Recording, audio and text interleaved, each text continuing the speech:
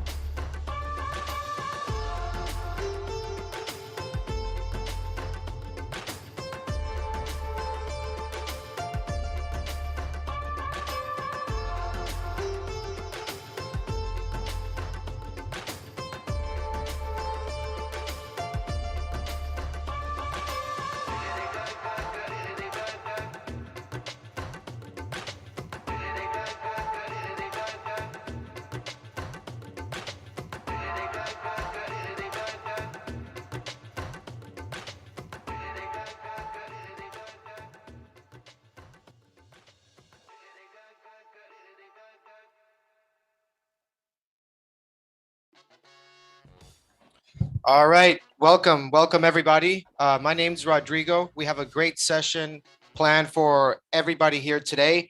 We're going to be here with Mark Putrino, former hedge fund manager, traded with Steve Cohen, with Mario Gabelli, 20 years on Wall Street, lead trader, chief educator at the Benzinga Trading School. So in the chat, guys, I'm sure you guys already know who Mark is, but just let me know in the chat when you guys are ready to start. That's why we had that timer, just to make sure that everybody's here on time, everybody on YouTube and on the Zoom chat. So a couple topics that we are going to be discussing today, folks, are Mark Putrino's trade ideas from the trading school, a couple lessons from that, market discussions, sector scoping, education about trading, charting for equities, crypto, commodities, uh, a lot of market discussions overall, pretty much from Mark. And he does this every day, Monday to Friday, in the Benzinga Trading School.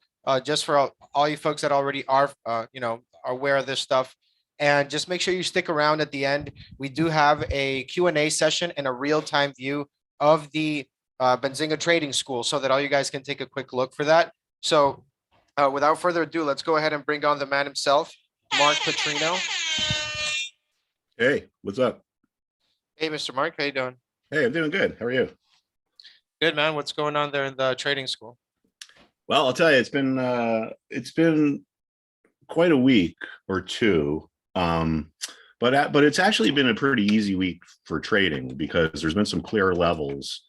And we as a class, we kind of thought that this GDP was going to be negative because of some of the commodity things we look at. We saw some of the prices come in, which I think is coming from a slowdown. So we were not surprised that we had this big nasty sell-off going into Friday. And based on the way the market closed, I would suspect that we're probably going to continue to go lower. But there are a lot of ways to make money off of that.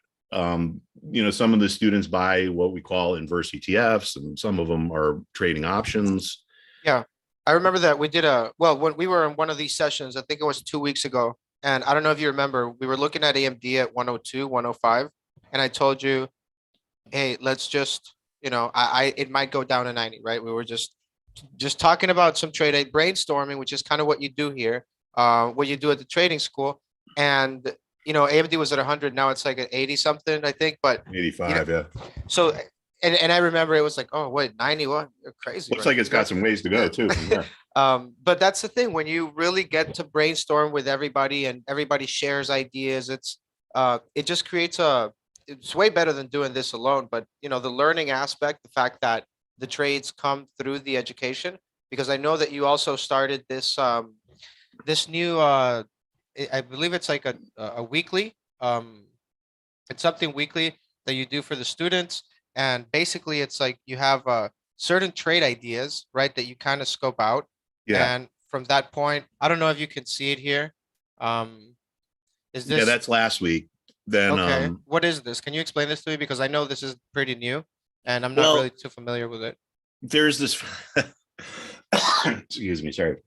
There's a famous movie that Clint Eastwood was in called The Good, the Bad, and the Ugly, right? And I inverted that on purpose there because one of the things I've been trying to teach the students is that when markets go down, they go down at different times, or different sectors go down at different times, right?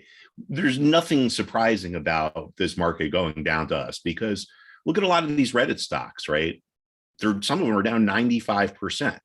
So that is the ugly stuff. That's the stuff that goes first. Then the next stuff that goes is the stuff that isn't really ugly, but maybe it's, it's bad, right? Good companies, but aren't really making money. And then the final thing is in a market sell-off is the good companies go. So I couldn't figure out how to make it say the ugly, the bad, and the good, or the ugly, the bad, and the good. So I just inverted it. But now that's what we're seeing. We're seeing the good stocks really start to sell off. And when I say good, I mean like the blue chips, the commodity stocks that were leading the way with the inflation are now all starting to roll over. So that was the gist of that. And then we just go through some things that we're focusing on. And it pointed out a lot of the bearish dynamics. So this sell-off was really not surprising. And I know a lot Right. of the students have done really well on it.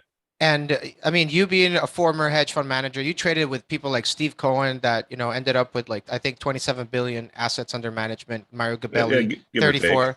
Yeah, Mario Gabelli has about 34 billion. I mean, and these are legendary traders, and you traded next to them, which I think it's great that the students are able to kind of get a glimpse really of all this stuff. And this is more or less what you used to do in the what you used to provide, right? When you're looking at creating your trade ideas at, at the firm and all that stuff, this is not new to you.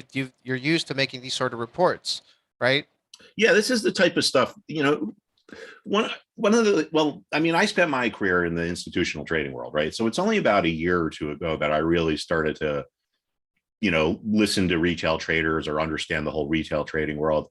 And one of the things besides just teaching trading strategies is I teach how there's so many misconceptions out there about what really goes on on Wall Street. Like, it's like, hey man, I was a market maker for 2 years, right? I never knew that. I went to work every day with the intention of just ripping off the little guy. I must have missed that in the job description. Or people don't understand what dark pools are or what algorithms are, and there's just a lot of misinformation, and I could understand why. There's a lot of people that are posing as experts that probably aren't. Maybe they think they're experts, but not just trading for Mario and for Stevie. After I left Stevie, I was a head of trading at 3 different places, each for about 5 years, and so I've seen it all. I really can't imagine too much that I haven't seen in my day. But in terms of the trading strategies, I've overseen, value and hedge fund trading, fast money, high frequency. So what I'd like to do is dispel a lot of the myth and teach people that it really doesn't need to be that complicated. If you just focus on things like what price levels are important, what trends are going on, and what's the momentum, like you can be a successful trader. Don't worry about all these other, silly things like these secret formulas or whatever. The guys like Stevie and Mario, they don't have secret formulas. They lose money on positions too. There's no such thing as like a trading system that always works or some secret system. They do well because they understand risk management and they have self-discipline and so forth and so on. So yeah, so it's a class, it's like, it's not just like a trade mill. So we try to get discussion going back and forth. And sometimes some of the best trade ideas actually come from the students, Rodrigo. Yeah, I definitely, there are some students that, I mean, you can tell have had some great progress, some amazing improvement. I know that, ever since we started this whole trading school, it's been, an amazing journey, not just for me, I'm sure for you as well, right? It's been rewarding for all the students. And okay, so and this is pretty much to provide trade ideas, right? So you do there's education, right? That's what you do every day. You have 8 chapters. You go over this every day with them, but this is once a week, right? Do you have the newsletter from the week before, the one where I put the bear on the cover? I could pull it up. Yeah, because I guess some of my little attempt at humor there, but the fact that I put a bear on the cover was kind of an indication that, like, hey man, things are starting to look pretty ugly around here. So yeah, I mean, we obviously we don't want markets to go down, right? It was in the chat I had with you, or not the chat, the Slack, or I can bring it up when I do my presentation.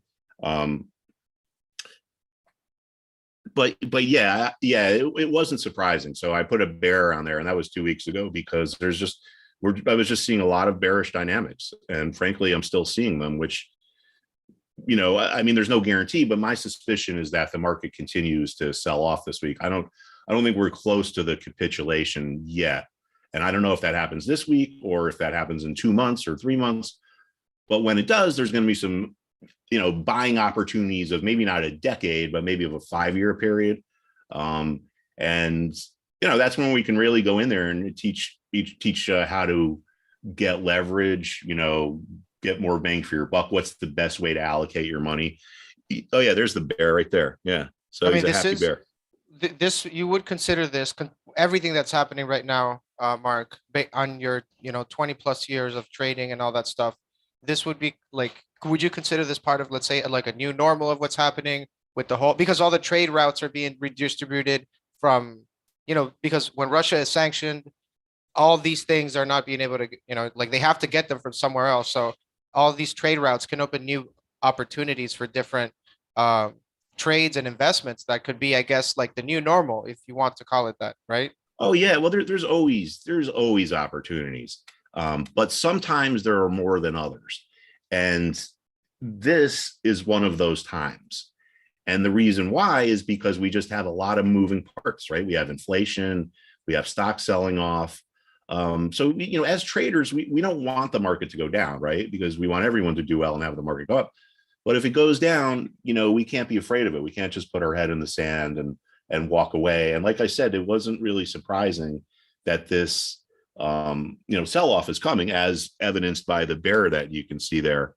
So a big part of it is getting into the market and understand what's going on and letting the market tell you what to do, as opposed to having these preconceived notions. Like, for example, like you have to say agnostic.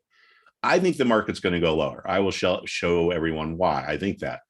But I'll also show you some things that could happen that would tell me that maybe there's another rebound coming, and then we could get in on that. But you have to let the market tell you what to do. If you guess, or you say to yourself, hey, I think the market's going to go down this week, or it's going to go up this week, it makes you susceptible to a psychological thing that we call confirmation bias. So, if you to be a trader, you have to it's not easy, but it does come with experience. But you have to really let the market tell you what to do, because if you come in with these preconceived notions of what's going to happen, maybe you'll be right, but sooner or later you're going to be wrong. So that's a big part of it. But it's not as complicated as it sounds, Rodrigo. It's like, like for instance, markets that are going lower, that are oversold, that get to support levels, tend to bounce. So like that's what we're going to be looking for. If this sell-off continues, where will the bottom be, and how will we be able to figure that out? Just like we figured out where the bottom was in early March. And I can show everyone that on the charts as well. Right. And so this is the one from this week, right? So you said there was, did you want to... it's from last week. The one from this week, I haven't posted yet. I'll probably post that later. Okay. I just anything in this one that you wanted to, okay. Anything in this one that you wanted to go over here? Because I know that there's a lot of trade ideas and things that are like, it's called the trading school, but hey, once the students learn, hey, it becomes a little bit more advanced. And what I do like, Mark, is that the new members, the new students, they always they get help from the people that have been there for so long and since we started. So it's a great community there, and I pop in there when I got some time. But yeah. Anything here you want to show specifically on the I don't know. I kind of forget. Let's see. What is that there? Wait, go back to that one right there. Yeah. Okay. So see how the SPY right there, you see how it's testing that support, and I put in there is important support breaking. Yeah. Like that was one of the things that made me start to get a little bullish. We rallied off of that, but it was just one of the things that I was looking at. So yeah, I'm not always right, but the market is. And so we just try to let the market tell us what to do.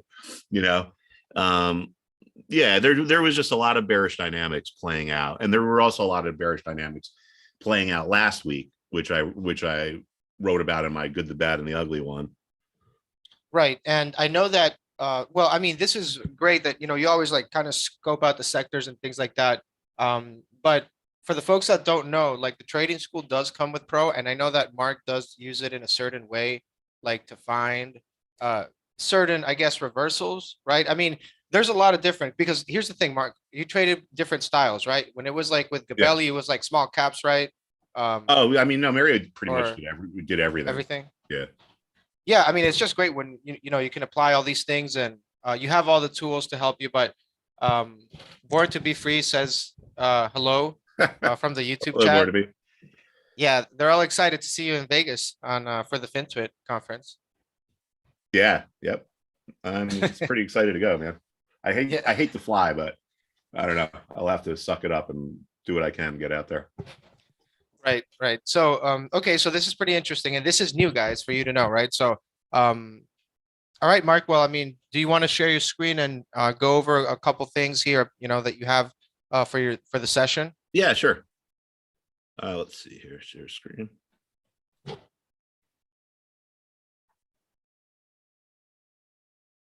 Okay, it looks like it's good to go there. You see advanced micro there? Yeah. Yeah, I mean, I think it could even get down a little bit farther. See that support down at 73. But let me just go through the markets, and I'll tell you a little bit about the class, right? Let's see. So yeah, let me just show you guys a little bit about the class, and then talk about how we can apply it to the market. So let's see, where are we? So this is me, right? Mark Putrino. So I got my master's in finance at NYU, and that's when I met Mario, and I spent a few years working there. Then I left to go over to join Stevie and was there for some time. Then I was the head of trading at 3 different places. And what happens is these places do well, but then someone comes along and blows them up by making bad decisions, and you find yourself at a different fund like I did. So here's one of the things a lot of people, a lot of what we talk about is this, because a lot of people come to the school after they've lost money. I guess they thought it was easy because we've been in this bull market, and now all of a sudden we've had this like nasty reversal. But this is what caused people to lose money: when they guess, when they overtrade, when they get sentimental, when they take big losses, meaning they don't get out with small losses, they don't follow a plan, they have false beliefs about the market. So there's a lot of reasons why traders fail. But here's why traders succeed: is because they understand how important risk management and investment psychology is, right? A lot of people come up with really good systems on paper, like a good paper trading system, and they think trading is easy. But when you have real money on the line, your emotions get involved. Like if you're trading on paper and you buy 10,000 share or 1,000 shares at 10, and it goes to 15, you're say, wow, I made $5,000. That's up 50%. But if that's real money, right, as you start thinking, oh, here's $1,000 I could take, or I could take $2,000 out, it makes it hard to do. So trading systems are like gyms, they're only good if you use them. So, we have to understand that people aren't emotionally evolved in a way that's conducive to managing money. Fear was a good thing to have 30,000 years ago if you were hunting a woolly mammoth. But when you get afraid of losing money, it makes you make bad decisions. Good trader or successful traders use strategies that fit their personality. So this is an important thing about the school. This is not like the how Mark Putrino traded school. This is the trading school where we cover, we have students of all different experience levels, different styles. What I'm talking about here, what I'm going to show you guys about these important levels and trends, it applies to any style. We have day traders, swing traders, long-term buy and hold traders, option traders, crypto traders. So it doesn't need to be complicated. We focus on important levels and trends and momentum, right? And that's what our classes are. There's 8 classes, and it's not like you just take 8 and then we'd say, see you later. They recycle, right? We do our 8 classes, and then when we get to the 8th one, we come back to our first one. In the first part of the class, we try to talk about the fundamentals. Like this is what a support level is. This is what a resistance level is. This is how support becomes resistance, vice versa. Then we go look at the actual market in real time and see how we can apply these fundamentals. So these are the fundamentals that never change. The market changes, but the fact that there will always be important price levels will never change. Markets will always trend. There's always going to be momentum on the trend. We look at not all of the patterns, because a lot of them are bogus, but some ones that I think are valid. So we go through the 8 classes, and then we look at the market, and this is why we've been able over the last, I don't know. So it's not the same class, right? It's not like it repeats it. So what repeats itself is the concept, the fundamentals of it, but you just apply it to a different chart, a different moment in time in the market. So everything Yeah. you apply to the current markets, right? So that people, so yeah, so it's not like the same thing that you're seeing every day, but it's obviously similar because you Yeah, can, because everyone is a genius if they write a book. You know what I mean? Because they're only going to show you stuff that they were right about. So, so it's almost kind of irrelevant. You know, this is a much better way to do it, is to see the stuff in real time as it's really happening. yeah, and you cover large caps, small caps. I know that, like, for example, in my case, I day trade up. Well, I mean, I don't, around there short term, day trading or so options, right? So buying calls, buying puts. As soon as I really started getting deep into the trading school and just sharpening those skill sets when it comes to reading a chart, talking that language that the market is trying to tell you and understanding it, right? So that you're not misreading it per se. I started getting better entries and better exits, right? Instead of just hoping and kind of just letting emotions carry on as any or many, right? New traders, you start trading with a plan and a strategy. And Mark does provide that. You do have a trading chat room as well in the school with entries, exits, updates, all that stuff as well, right? Yeah. Yes, we do.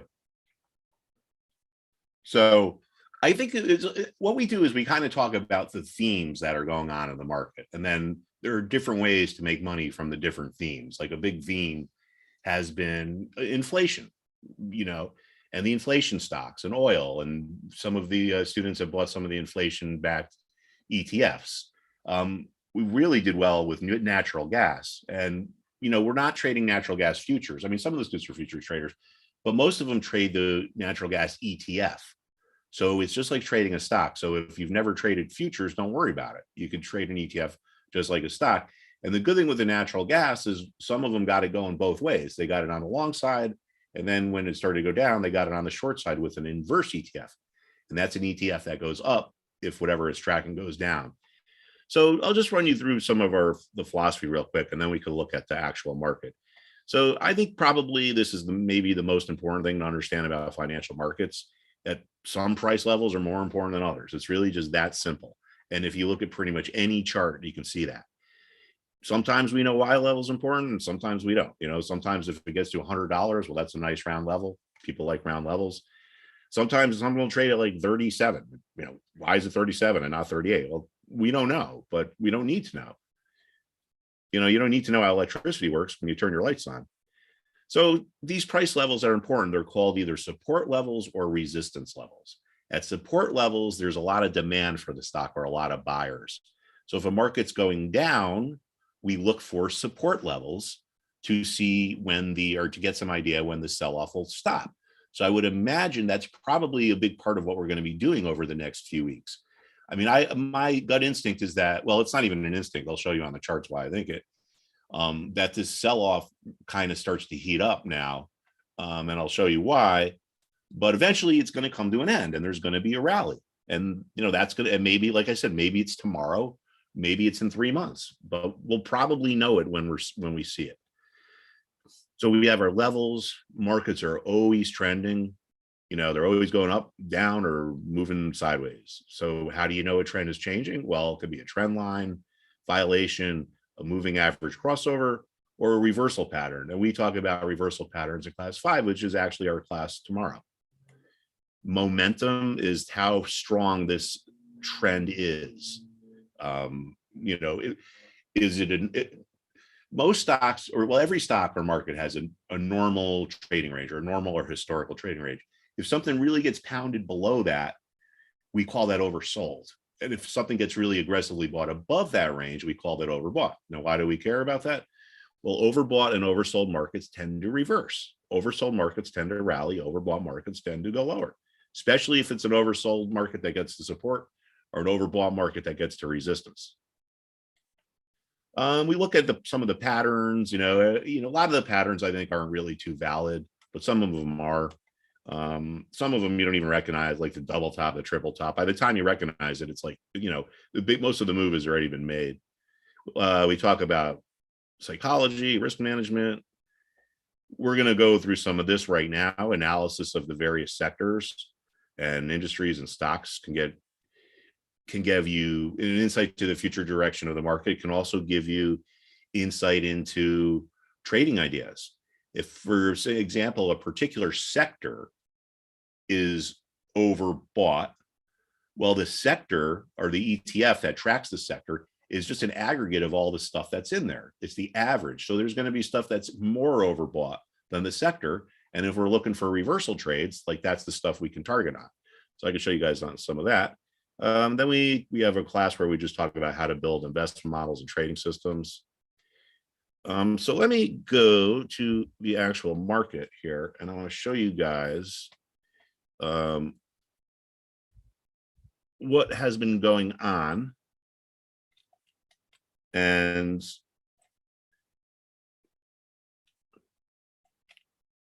I mean, I guess Born to Be can attest to the fact that I'm not I'm not lying.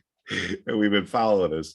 So anyway, here's an important level, 451 for it. This is the S&P 500 ETF. So for all intents and purposes, this is the S&P 500.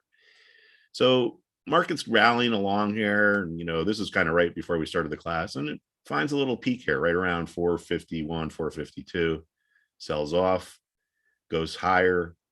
Look what happens when it comes back. Where does it find support? Well, at the same level that was resistance. Levels that were resistance can become support. And that tells us that this 451 level is important. Now, why would this seemingly mysterious dynamic happen here? Well, the traditional reason is because of seller's remorse. You know, people sold it. They thought they made a good decision, but then when it goes higher, they regret selling it. So a lot of the people tell themselves they're going to buy it back, but they're only going to buy it back if it gets back to the same price that they sold it at. So if there's enough of these remorseful sellers placing buy orders, the level that was resistance can become support. So then the market rallies, you know, comes down, blasts through this support this time around. Where does it find a bottom? Right around 430.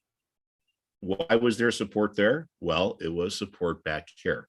Levels that were support can stay intact for a while. Right? Market has memory. Why didn't this rally stop at 433? I mean, I don't know. The support was around here. So this gave us a good indication that this move was lower, or I mean, was over. Then we rally off of the support, and what happens?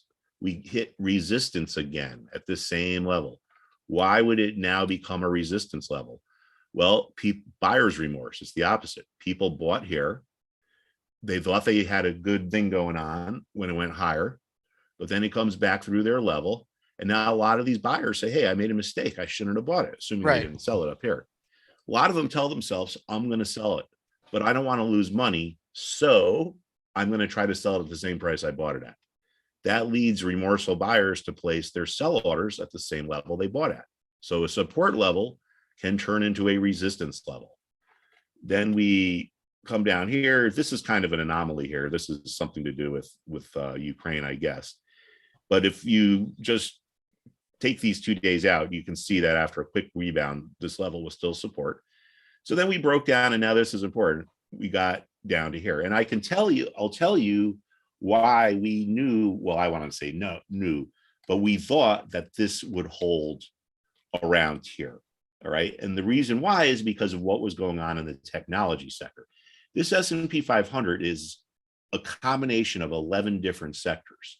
If we look at the different sectors, we can get insight into what is going to go on here.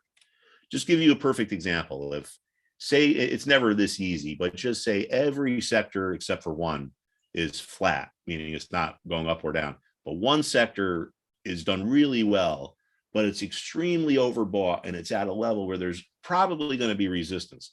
Well, when we look at that, that tells us that the broader market is probably set up to go down because the one thing that's been pulling it along is probably about to reverse. So then we get back up here, we rally back up, run into resistance right up to the top here.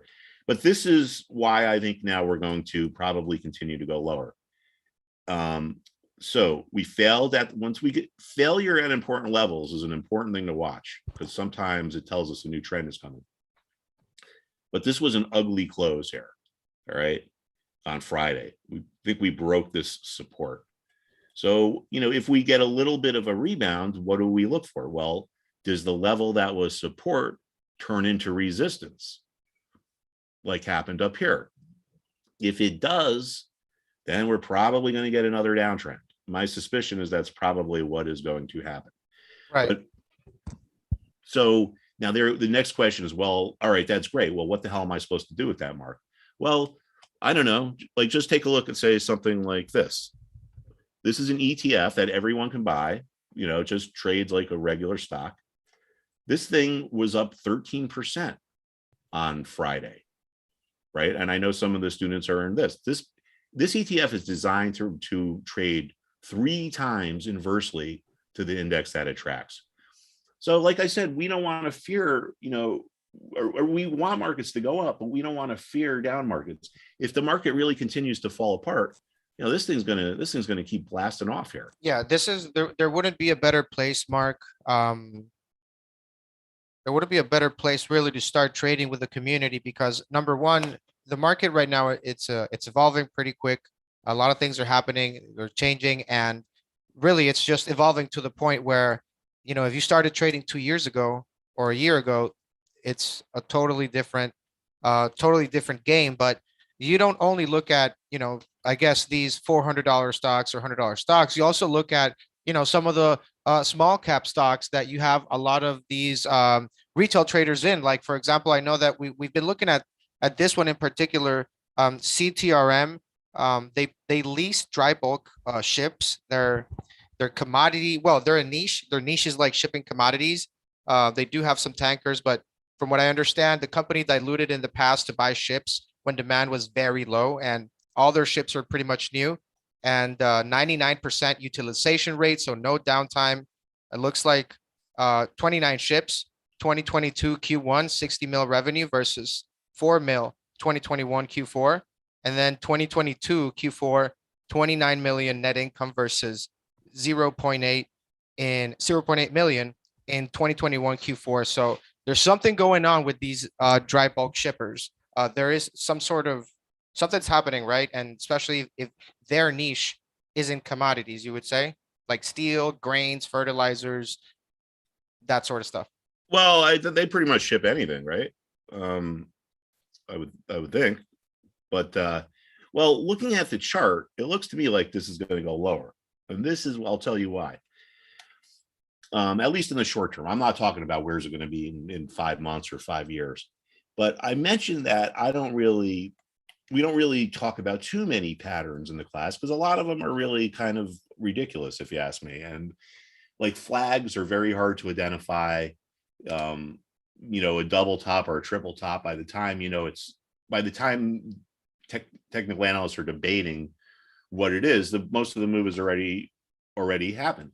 But one of the patterns that I think there's validity to is what we call the ascending triangle. And you can see how this played out perfectly here in this Castor Marine. Ascending triangle is a bullish pattern. We have to look at every stock through the prism of what does it tell us about supply and demand.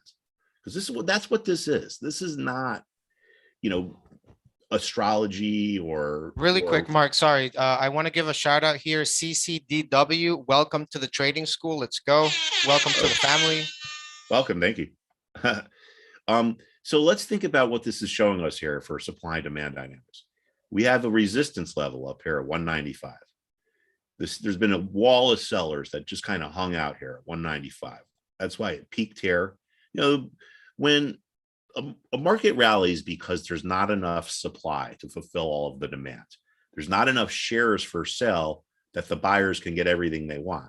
So the buyers are forced to pay higher prices to bring sellers into the market. But that's what a rally is. There's not enough supply to fulfill all the demand, and that's what pushes the price higher. When we get up to this level here, all of a sudden, hey, there's a lot of sellers that want to sell around 195.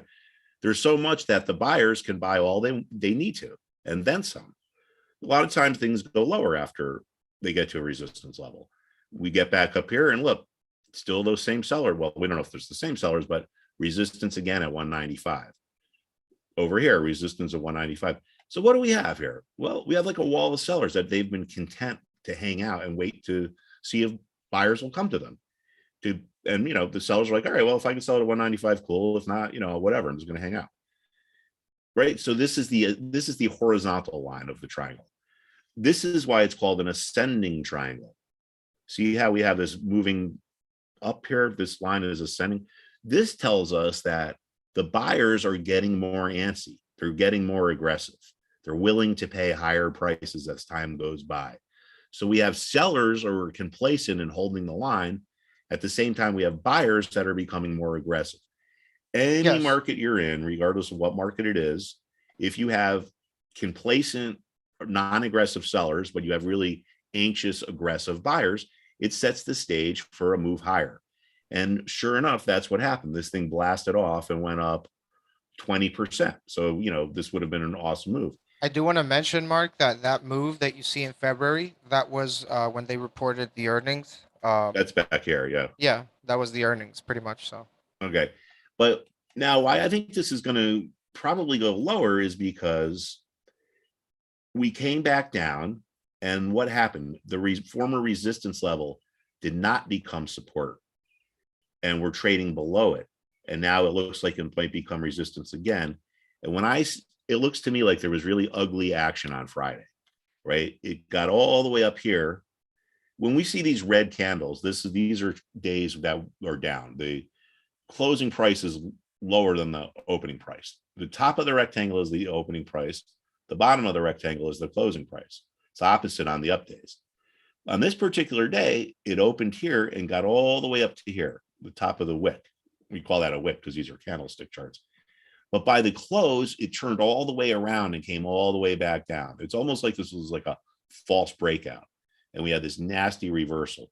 So just based on this action here, my suspicion is it looks like it's going to go down a little bit, or it looks like it's going to go down to me. So it looks like this downtrend is going to continue. But let me jump over here. I just want to show you guys something that was important as well, right? So the market is really moving down here. Now, a lot of times, most of the time, the vast majority of the time, the media doesn't know what the hell they're talking about. So you don't even really need to pay attention to them because they're wrong. Okay. Even some people in the big networks or the big chat rooms, they don't know what they're talking about when it comes to the markets. They're journalists. So this was all markets going down because of the Ukraine, right? Markets going down because of the Ukraine. What happens? We find a bottom in early March. The market starts going up. Well, wait a second. If this move down was because of Ukraine, why is it going up? Because Ukraine is just getting worse, right? So it's self-evident that the media is wrong. Now, why did we find support here? Well, there's 11 sectors in the market. This is the S&P 500. This is the big broad market. If we look over into the technology sector of the market, okay, we had a suspicion there would be support in early March around here, around this level, which we got to in early March. Why did we have a suspicion there would be support there? Going back in time, it was a resistance level. Levels that were resistance can become support. So we were looking for a bottom in here. It had nothing to do with Ukraine. A lot of times it's better to just shut the news off and just let the charts tell you what to do, or, talk within your trading community there. Because the news could be, it's, demonstrably false, like I just showed you here. If this was because of Ukraine, it would have just kept going down lower. We found support here because it was resistance here. Why did all the millions of forces that trade this particular ETF, come together and manifest itself at that level? Well, that I don't know, but it does. That's just the way the market works. Now, this big sell-off, I would argue, really started because of this reversal here when we got up to this resistance. Let me make this line a little bit bigger. So this, from a technical point of view, right? Forget about Ukraine or any news. This day here, I believe, was the day that told us that we were going to start to go into this sell-off, because we have this clear level here that was support. It became resistance, right, to within $1. Support converts to resistance. Remember, people bought, they get remorseful when it goes lower. They want to sell out at break even, so they place their sell orders where they bought, and the level turned into resistance. This particular day, it got all the way back up there, but by the close, we turned all the way around and came back down.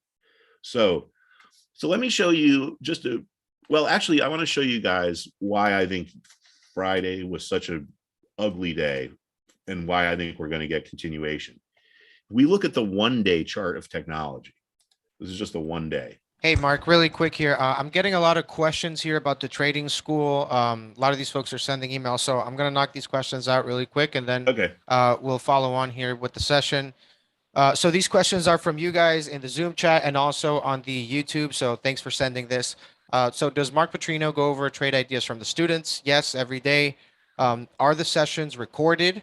All the sessions are recorded Monday to Friday, office hours. Everything is there. Um, are the lessons live?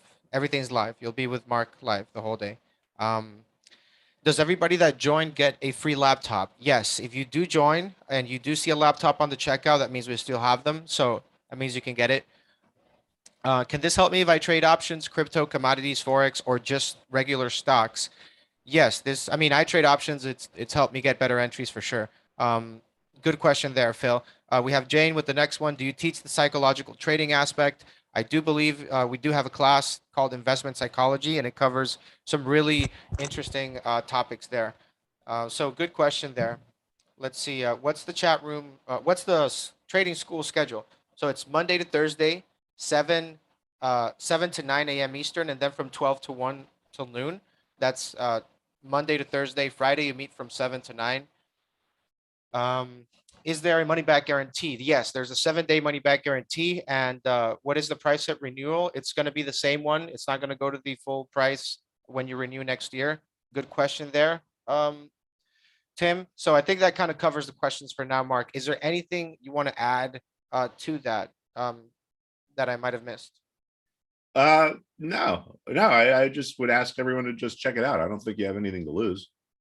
And I think you'll probably, if you really want to learn what really goes on Wall Street, this is the place to be. I mean, I'm not some, I'm not like some 30-year-old that's never seen a bad market, so yeah, I mean, if you really want to learn, this is a good place to be. If you want to just be told what to do, it's probably not a good place to be. And Quantum from the YouTube chat says hi, Mark. Hi, Mark Putrino. Who's that? Quantum. Oh, hey.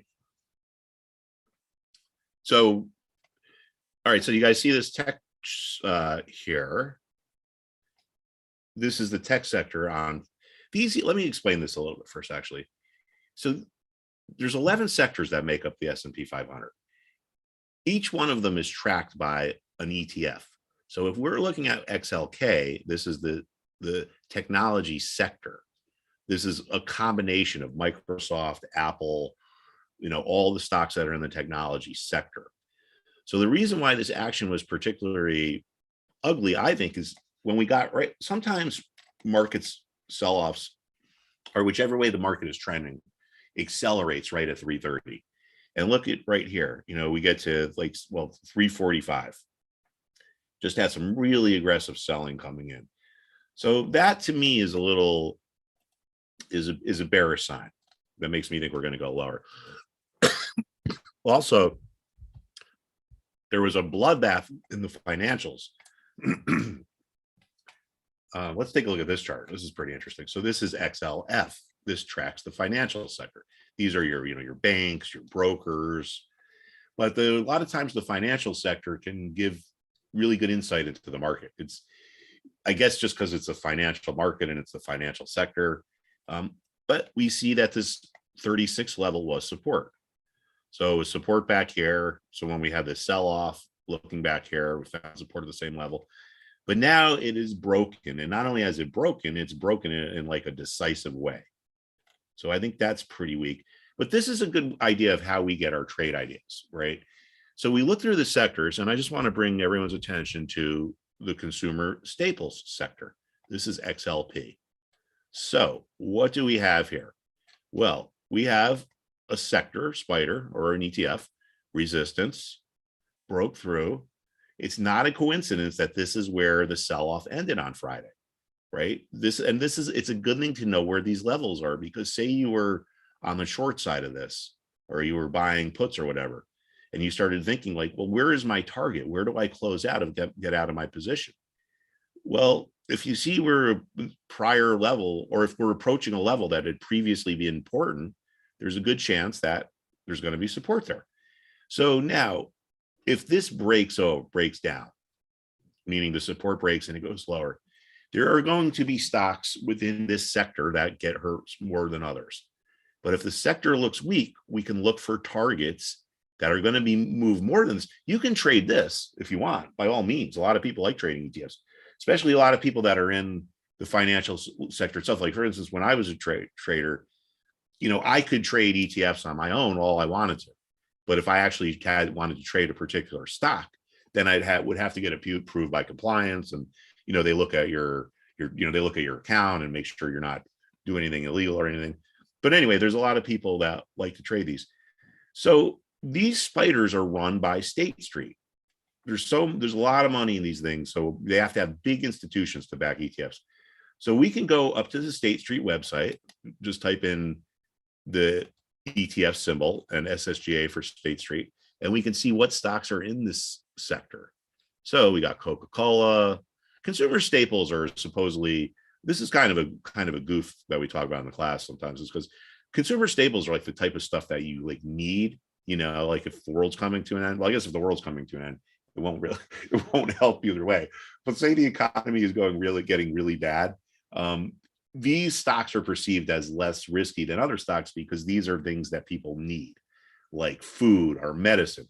Now, I don't know why Coca-Cola is considered so important, or why Pepsi is, because frankly, if we're going into Armageddon, wouldn't really be thinking about Coke.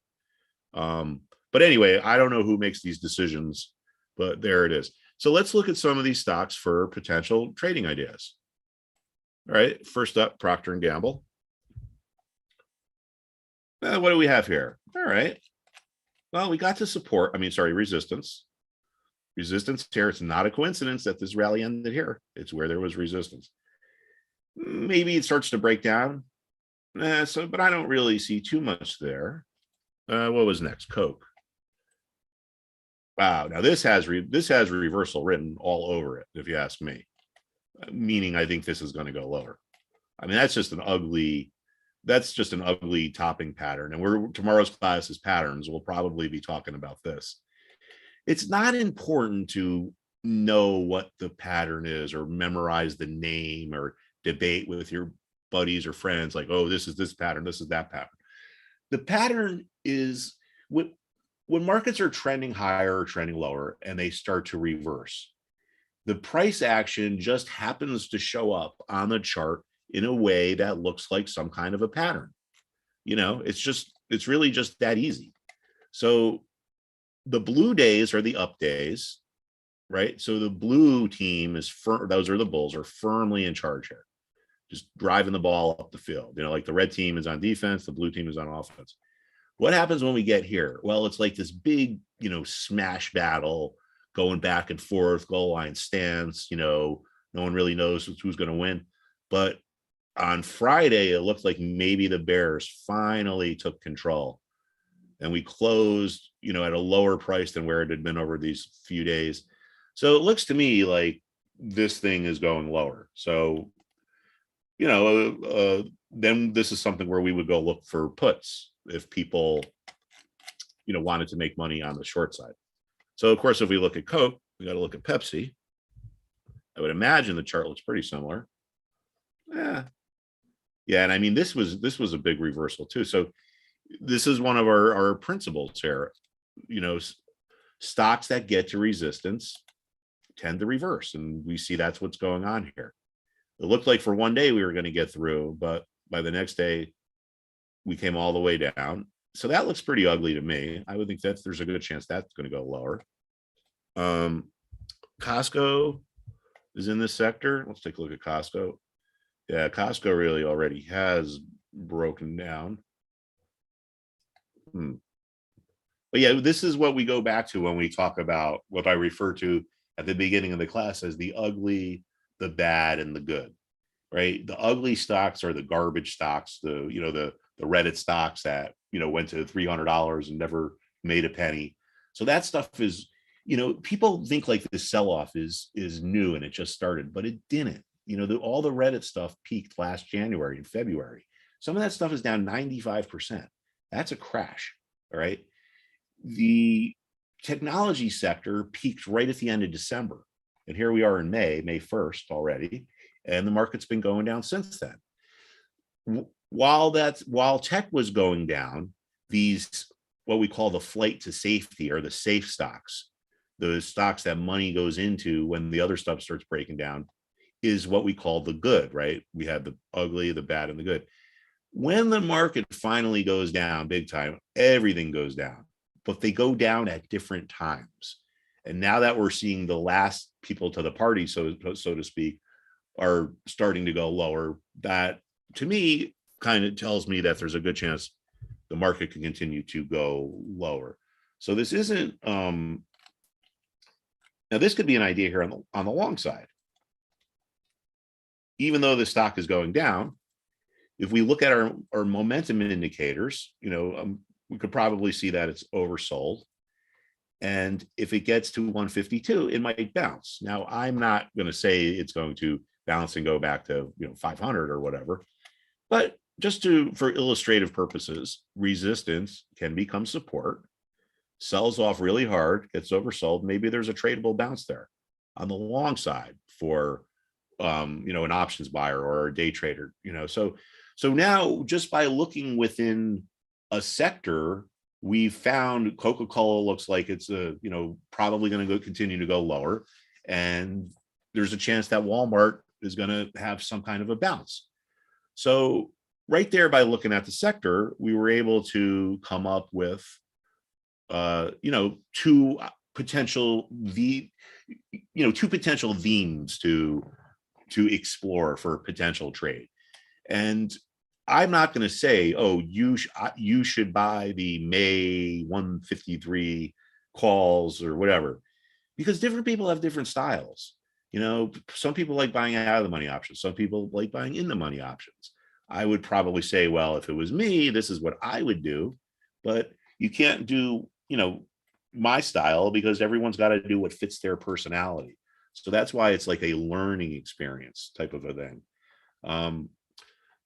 So now let's go take a look at those financial sectors again, because that was pretty brutal. Yeah. I mean, there might be some kind of a rebound, but generally when you get a move with this much momentum, they tend to keep going, because, it's like you're driving your car like 100 miles an hour. It's like, you don't just stop and reverse. You have to actually like slow down first, and then slowly turn around. So something like this, I don't know. It just seems to me like there'll probably be some kind of follow through. So how could we get some potential ideas? Well, one of them could be to look at an inverse ETF. Like Benzinga has a good relationship with Direxon, even though it's so good, I don't even know if I'm saying it right. It's Direxon, which is a very good company that has what we call inverse ETFs, things that move inversely to the market. So look at this. So when it became apparent that XLF wasn't going to be able to get back above 36, the sellers started coming into it. And on Friday, this closed down about 3.5%. Look at this ETF. This is designed to move 3 times inversely. So that tells us that this here is going to be up huge. Now look, it was up 10%. So if the financials continue to melt down, and it's looking like they will, this will probably, this is designed in a way that it'll probably keep going higher. So even if you think something is going down and you don't trade options, you can make money on it by using inverse ETFs. And you have to be careful, because leverage is great when it goes your way. This is leveraged 3 to 1.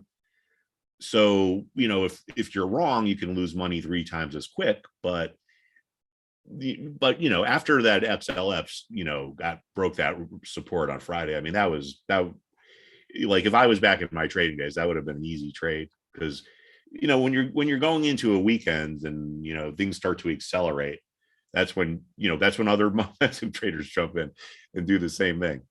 So we can go now. We know the we suspect the financials are going to continue to go lower.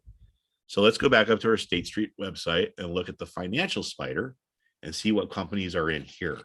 Now, the biggest one is Berkshire Hathaway. So there's been a lot of news going on with that. So maybe Berkshire just broke some important support. Let's take a look. A lot of news, I think. I don't know if Warren Buffett's like finally retiring or anything. All right, so this is pretty interesting here. This is the biggest part of the sector. And look where it closed. Pretty much right on a support level, right? This was like 324, 325. So look at where it closed, pretty much right there. So this could give us a big direction into where the financial sector is going to go. If this thing keeps breaking down, things like FAS are going to keep going higher. So, I mean, it's almost like you could play a Berkshire Hathaway break by getting exposed to an inverse ETF for financials. But this is at a critical level. So this is something we're going to have to watch going into this week. If this holds and comes back a little bit, maybe the market holds. But if this really starts to give way, that is going to be bearish for the broader market, because this particular stock is the biggest part of the financial sector. Certain stocks are more important than others when we analyze the market. Like if you're analyzing the financial sector, Berkshire Hathaway is so big, it's 15% of it. Citigroup is only 2.5% of it.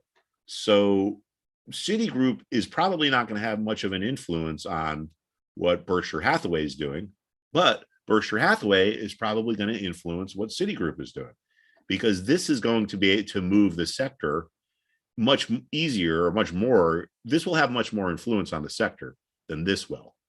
So if this starts to influence the sector, then all these other stocks start to kind of move along.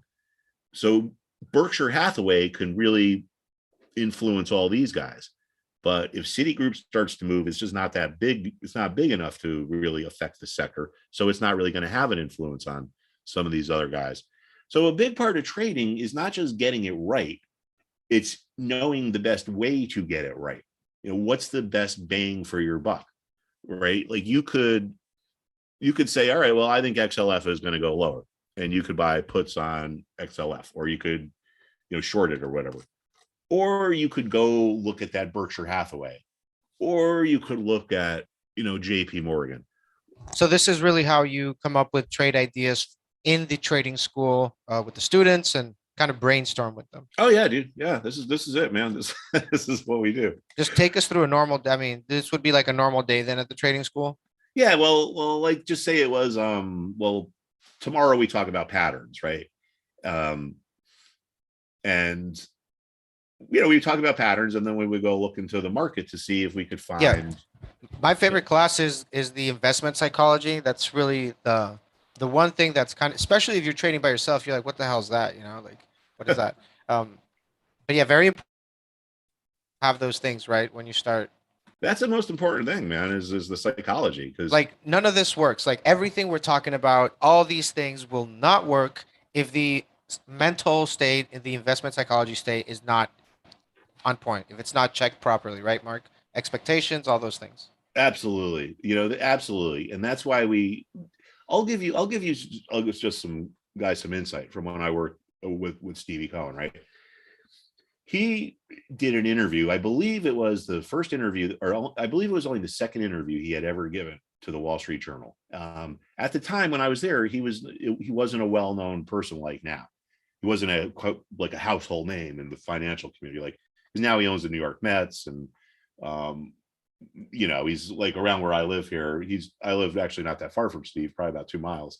There's every hospital is like, got his name on it because he's donated all the money or whatever. But anyway, so this guy is interviewing him, and he kept trying to be like, well, what do you use? Like, do you use moving average systems? Do you use this? Do you use that? And so he's like, there's a validity in all these things if you stick to them. But he's like, the most important thing is the investment psychology.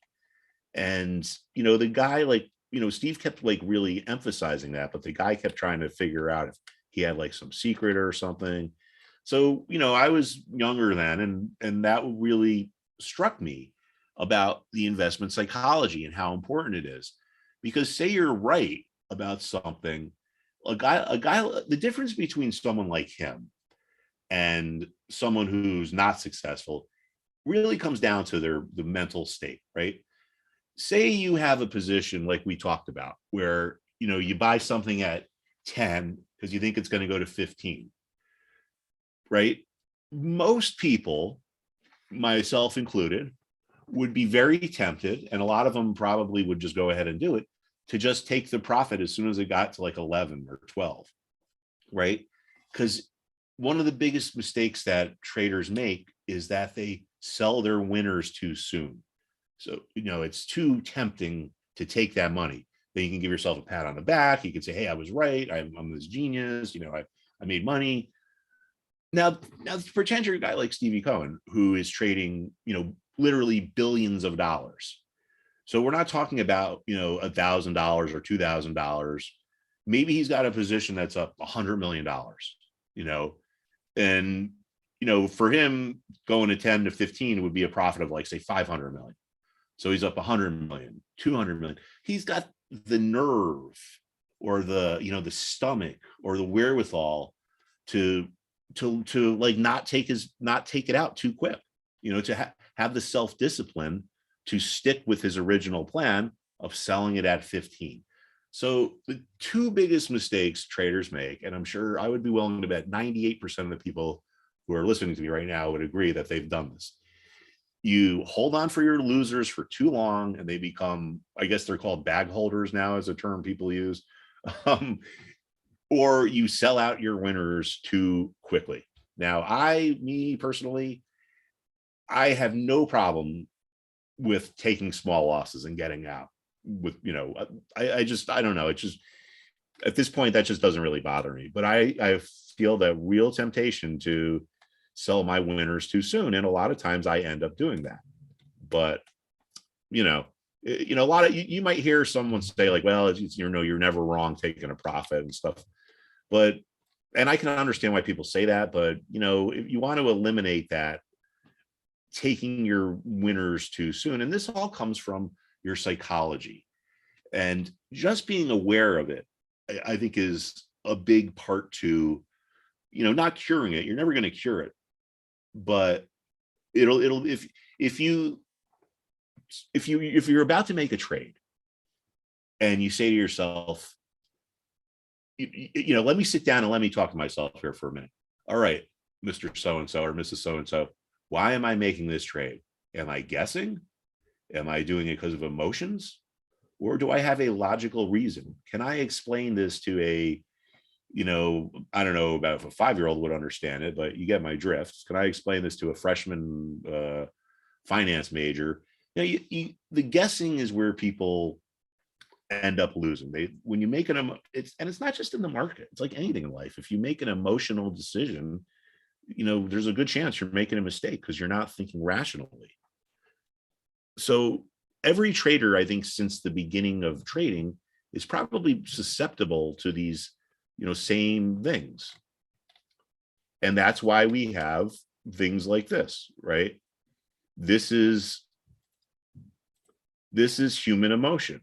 This is what I just mentioned. Someone bought here. They were pretty happy when it went higher. Now it goes lower. And they tell themselves, hey, I want to get out.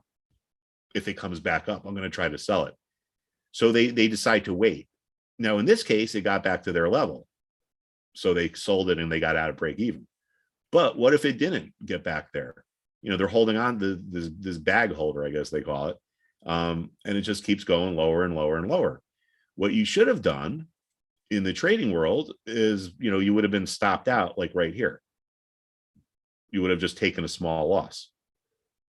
In this case, you would have been okay, but most of the time you're probably just going to keep going lower and lower and lower, and that's the problem with holding on to your winners, or holding on to your losers for too long.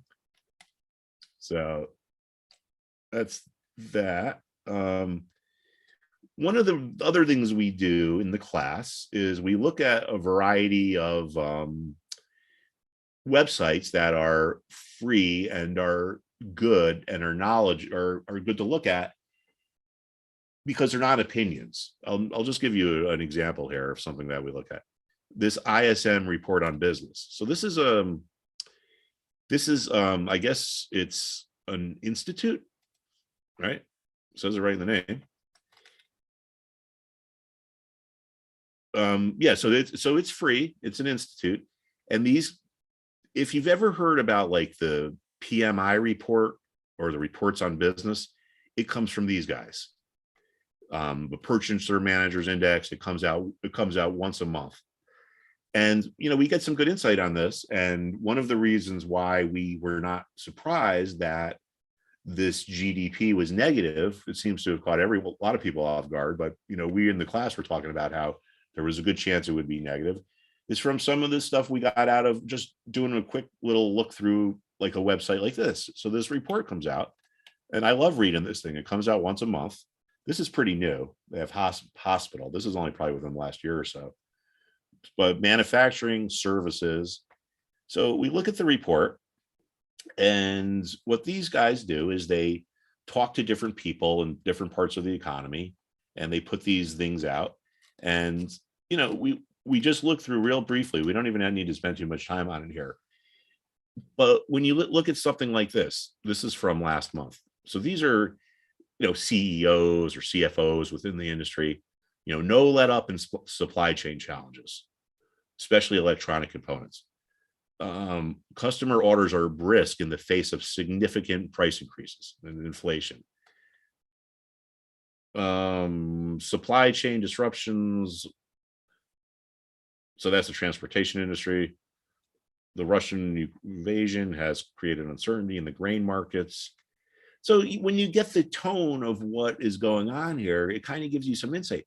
Like this, the supply situation is getting worse, with lead times extending over 12 months, material not available, and suppliers not quoting or taking orders. I mean, this is inflationary. This has inflation written all over it. This also tells us things are getting worse, which is why the economy is slowing down more than most of the gurus thought. Supply chain is unstable. Now, let's just say that we heard all this stuff like, oh, things are getting better. Things are getting back to normal. The supply chain situation is getting better. Well, then we would have a different feel. We would have thought, oh, maybe the GDP is going to come in higher than people expected. So what's good about a site like this is it's not like someone's opinion. And if you're interested in learning about the market, you could spend literally an hour a week looking at this thing, or an hour a month. Look at this. Do you want to know if inflation is still going on? Well, look at the commodities that were up in price. Look at the commodities that were down in price. Just one type of steel and other types of steel were still up. So, if all the commodities were down in price, we would start thinking, oh, gee, maybe there is no inflation. But when you see something like this, that's inflationary. Commodities in short supply. Notice how there's no commodities in excess supply. So not only are all these prices going up, they're all in short supply. Right. And then they just, this is the new orders index people look at. So you go over a lot of education there, Mark. Can you go over some of the trade ideas from the school? Well, yeah, let me talk about, I guess, natural gas, because some of those students really did well on this. All right, so this is natural gas future. Now, don't be intimidated, because we're not going to talk about futures. We're going to talk about how you can trade this for ETFs. Now, right now, I think some of the students might still be in this. I'm not sure. I personally would be neutral as of right now on copper. But let's go back to where we started to do okay on this. And I'm just going to do this because we talked about this. This is the old ascending triangle pattern, which we talked about in, I forget what stock it was now. All right, remember with ascending triangles, we have sellers hanging out and buyers becoming more aggressive.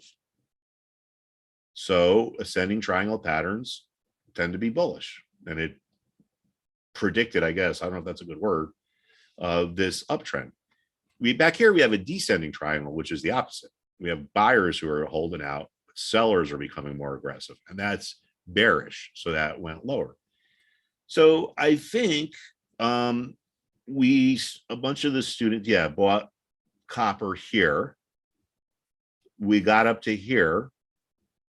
This is where I said, take your profits, or I would take profits, because it's a former resistance level, and things tend to run into resistance at former resistance levels. So the idea of the reason to get into the trade, and again, I'll show you the ETFs students use, so don't just think that, oh, I don't trade natural gas, I can't use this here. Some of the students got in here based on the breaking out of a descending triangle pattern. I recommend to close out up here. We've reached our target of a logical level to sell at, former resistance. But then when this resistance broke, it was time to get back in. And I know a bunch of them did. And then here, we had this reversal pattern, which shows up as a V. And I believe I gave my closeout around 680, which was here. And I know some of the students didn't listen, and that's okay. I don't, it's a school. I'm not always right. In this case, it turns out that they were right. We got lower and we got down here. Where did we find support? At a level that was resistance. So I was thinking 680 because I saw some short-term stuff going on here. But again, it's the whole principle of markets. Levels that were resistance can become support. Now, most of the students were trading this UNG, this United States Natural Gas Fund. This is designed to follow natural gas. It's an ETF that you can trade just like you trade a regular stock. It doesn't follow natural gas perfectly, but for our intents and purposes, it served the purpose. So there's this, then there is, I forget the symbols of the other one. There's Boyle. So this is an ETF that's designed to move 3 times as much as natural gas does. So you can see here on Friday, natural gas was up 4.8%, and this was up 9.4%. All right, so I guess it's designed to move twice as much. So if natural gas keeps going up, then this should go up about twice as fast. So that's how some of the students got it on the long side. Now I forget what the symbol is on the short side. Is it pro shares, natural gas?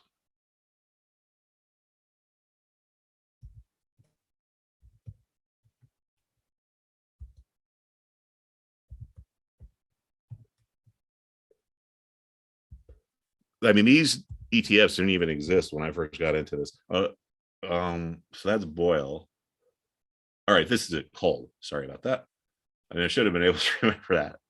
So now, if you want to get natural gas on, if you think natural gas is going to go down, like we talked about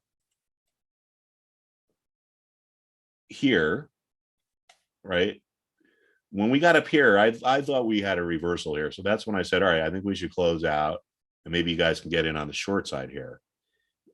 Now, this ETF here, the symbol is cold, is designed to go up if natural gas goes down.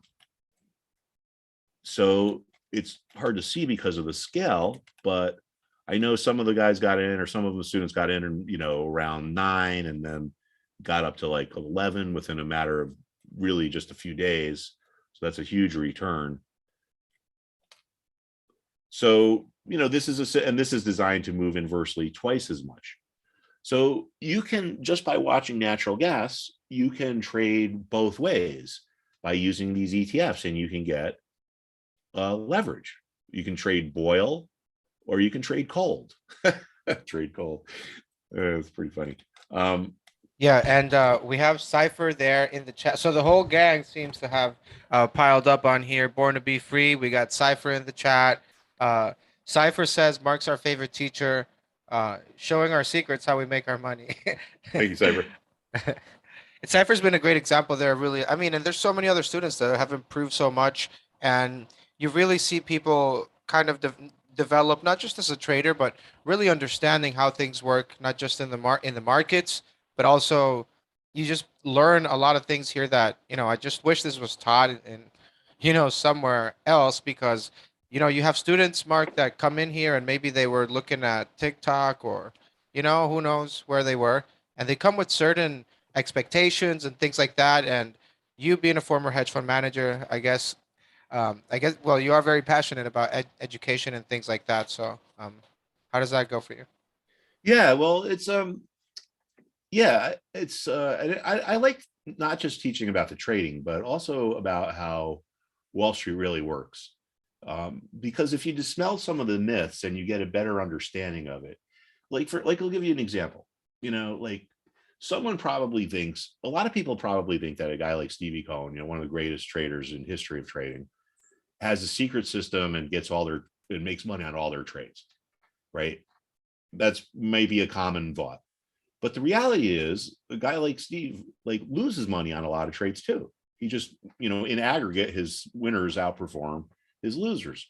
So if you make a trade and you lose and make another trade and you lose, make another trade and you lose, if you're using good risk management, you're not going to lose a lot of money, but that shouldn't discourage you because losing is part of the game. I mean, Babe Ruth, right? If you're a baseball fan, Babe Ruth struck out more than any other player. So losses are part of the game and people have to understand that. But what I find fascinating in the retail world is, these things oh, the algos are taking it up, or the market makers are taking it up, or the market makers are doing this. Algos are neither good nor bad. Algos are tools that traders use. Like I get different places make algorithms that they try to give to the hedge funds, like Morgan Stanley does, Goldman Sachs does. They want you to trade on their algorithms because one, they get the commission, and two, the stock goes into their, into their pools. But a lot of algorithms are different. Like I might use one by Morgan Stanley that say I have an algorithm, say I want to buy something really aggressively. I don't want to take the price up, but say I'm trading cold and there's 9 million shares on the tape and I want to buy 1 million shares if it's out there. I'm going to buy 1 million shares with an 8 3/4 stop, right? Some algos might come back and buy the shares right away. Boom, boom, boom, boom, boom. There's your 1 million shares and you haven't moved the price. That's great. Other algos might take a while. Maybe it takes the whole day. Maybe it doesn't. Maybe the other algo doesn't work that well. Maybe, so there's competition between the people that build the algorithms, right? But it's not good nor bad. It's like a hammer, like a carpenter uses a hammer, it's not good or bad. It's like a trader uses an algorithm. And I used to, like a very simple, just to give you a simple idea of an algorithm, right? Buy 10% of the volume and, just buy 10% of the volume. I could program my algorithm to do by 10% of the volume, send that out there. At the end of the day, if 9.6 million shares have traded, I will know there's a good chance that 960,000 of those are mine because my algorithm was programmed to buy 10% of whatever traded. So some algorithms aren't good. Some algorithms are better than others. That's because, let's go talk about dark pools now. This is another thing. Really quick here. Lamar Savage says, Mark is great. He's the best teacher I've ever had. Tell him I said hello. But I wanted to give a shout out here to Jay here for just joining. Welcome to the trading school, Jay. Awesome. Welcome. All right. So where was I? Oh yeah, dark pools. So dark pools are basically a private stock exchange, right? It's not good. It's not bad. It's just an exchange. 100 years ago, there was the New York Stock Exchange. That's where all trading happened. Now there's like 50 to 60 different exchanges because the big firms like the Goldman Sachs's, the Morgan Stanley's, they have their own dark pools because they figure, well, why should we route our order to an exchange and pay the exchange fees when potentially we can put it into our exchange, the dark pool, and maybe find another one of our clients on the other side so we don't have those fees. So when dark pools first came around, they were pitched to guys like me saying, hey, it's dark pool. It's dark. It's like you can trade in secret. No one's going to see you doing it. But that's BS. Whether a stock trades in a dark pool or I guess what they call a lit market, it has to be reported to the tape. So just because you're in a dark pool doesn't mean it's dark. I mean, people see the reports going on. So now why is one algo better than another? Why could one algo get the job done when another one didn't? Well, it all depends on which different dark pools it goes into, like where is it routed? A lot of times when you hit that button, you don't know where that order's going. Even some of you retail guys out there, like you don't know where your order goes when you if you go buy 100 shares of Microsoft at the market, you don't know where that went. It could have gone into a dark pool. It could have gone into a different exchange. It could go. There's so many different ways it could go. You could buy 100 shares and you get your confirmation, and you had you bought 10 shares on 10 different exchanges. So the difference between the good algorithm and the bad algorithm is, the ones that are more linked in to all the different places tend to get more liquidity. Now, Mark, do you teach all this? I mean, there's obviously you have chapters and things, but there's also a lot of little golden nuggets, if you will, that you really focus on the students here. It looks like, Born to Be and Cypher there. I'd love to learn from Mark. I can't get enough of him. And well, I mean, how many hours a day you have these classes live, Mark? About 3-4 hours? How much is it? Well, Monday through Thursday it's 3, and then Friday it's 2. But if something important's going on, it's longer than that. And you basically just added, I think it was last week, you just added this whole new section where you are, I mean, you can show, I don't know if you have that pulled up there, the that weekly report. Oh yeah, here's the one I'm working on for this week. I haven't downloaded it yet, but it's always a little bit of comedy always in these yeah, well, I went with Da Vinci this week because my thought is that if you use a little bit of thought and think, I mean, I haven't finished this yet, you can come up with insights. And these are some of those websites I was just showing you, like Bureau of Labor Statistics, right, International Energy Association. So by thinking and not listening to other people, we can come up with good insights. And these things, Mark, just for everybody to keep in mind, like this is a totally just this trade alert, this trade, like ideas that you get from Mark in this presentation, they are separate from the trading school. It costs money, but we added it as a one-time exception. So if you do join, you basically will get this included, and you also have a session for it as well. So which is nice. And you cover trade ideas, sectors. You do it with the students there, and it's on Friday, I believe, right? No, I do this over the weekend. So it's kind of like, this is what we're going to look at. These are some of the, I mean, it could change, but these are just some of the important things that I think we should be paying attention to. Like, I showed you guys this big meltdown in financials. This has these, what we call lower highs. So it wasn't really that big of a surprise that this $36 support broke. When you see the markets go in peaks and valleys, right? Peak, valley, peak, valley, peak, valley. When you see lower peaks, we call that lower highs. And what that means is sellers are becoming more aggressive. They're willing to accept lower prices. So we peak at lower and lower levels. And that's generally a bearish dynamic. So that gave us a little bit of insight, not that this 36 level was going to break. Other thing I think we got to focus on this week is some of these big stocks look pretty vulnerable, meaning, they could go lower. Like this looks like a pretty nasty reversal in Facebook. So there could be some follow through there. But more importantly, Apple, right? Biggest part of the market, sitting right on this 156-ish support. Why was there support around 156-ish? Notice I say we don't want to use precise levels. Well, it was resistance back in probably September. Then it became support. So this is something we got to watch going forward now these next few days. If this support starts to give way, that's going to tell us that the market's going to could make a big move lower. We got Microsoft sitting right on support too. People get impatient, and I understand why, and But these are big markets and these are big levels. Like this sometimes important things take days or maybe a week or two to play out. But if we start seeing this breakdown, an Apple breakdown, we're going to get into a big move lower. And then that brings us to the next slide, I guess, when we start to think about, well, gee, where might the sell-off come to an end? If I'm right and if things do keep going down. Well, one thing that I'd probably keep an eye on is the small cap ETF. This ETF is the small cap stocks, Russell 2000. It's got a ways where it could go, but if the small cap part of the market starts to get to this important level and this ends up being support, this is something that might not happen for a week or two, but going forward now, Rodrigo, the next thing is, all right, we're right about, we got the market going down, yay, but big deal, as soon as we get arrogant, the market's going to like rip our faces off. So if we're going to start to trend lower, we position ourselves with our inverse ETFs or the puts or whatever. Then we start looking for where the potential bottoms could potentially be, like I showed you with the tech sector. But I don't think we're there yet.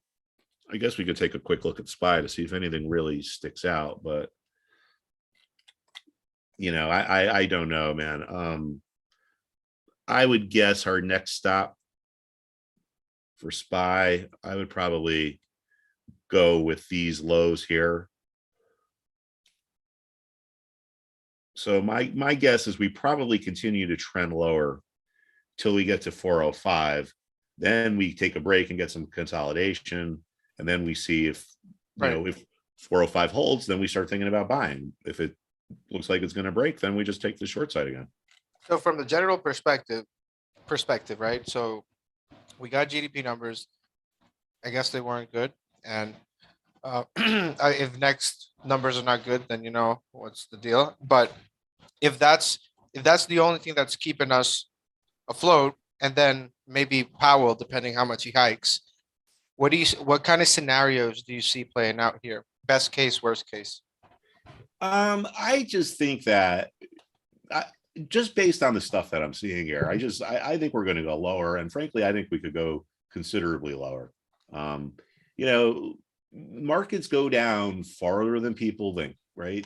When the NASDAQ crashed, the NASDAQ lost 90% of its value. I'm not saying that's going to happen now, but it wouldn't be unprecedented. Like look at this one stock here that I know is one of the Reddit stocks, which I pointed out. Like look at that, man. I mean, that's a crash, dude. That's like, went from $50 to $5. That's 90% move lower. Here's the thing. There's anecdotal evidence too. Why I think we just had, what could end up being a major top. Now, don't get me wrong. If the market starts to reverse, I'll change what I see, because it's really what the market is telling me. This is not my opinion. This is just, it's my opinion of what I see, but you can see what I'm seeing. We have really like massacres going on in financials.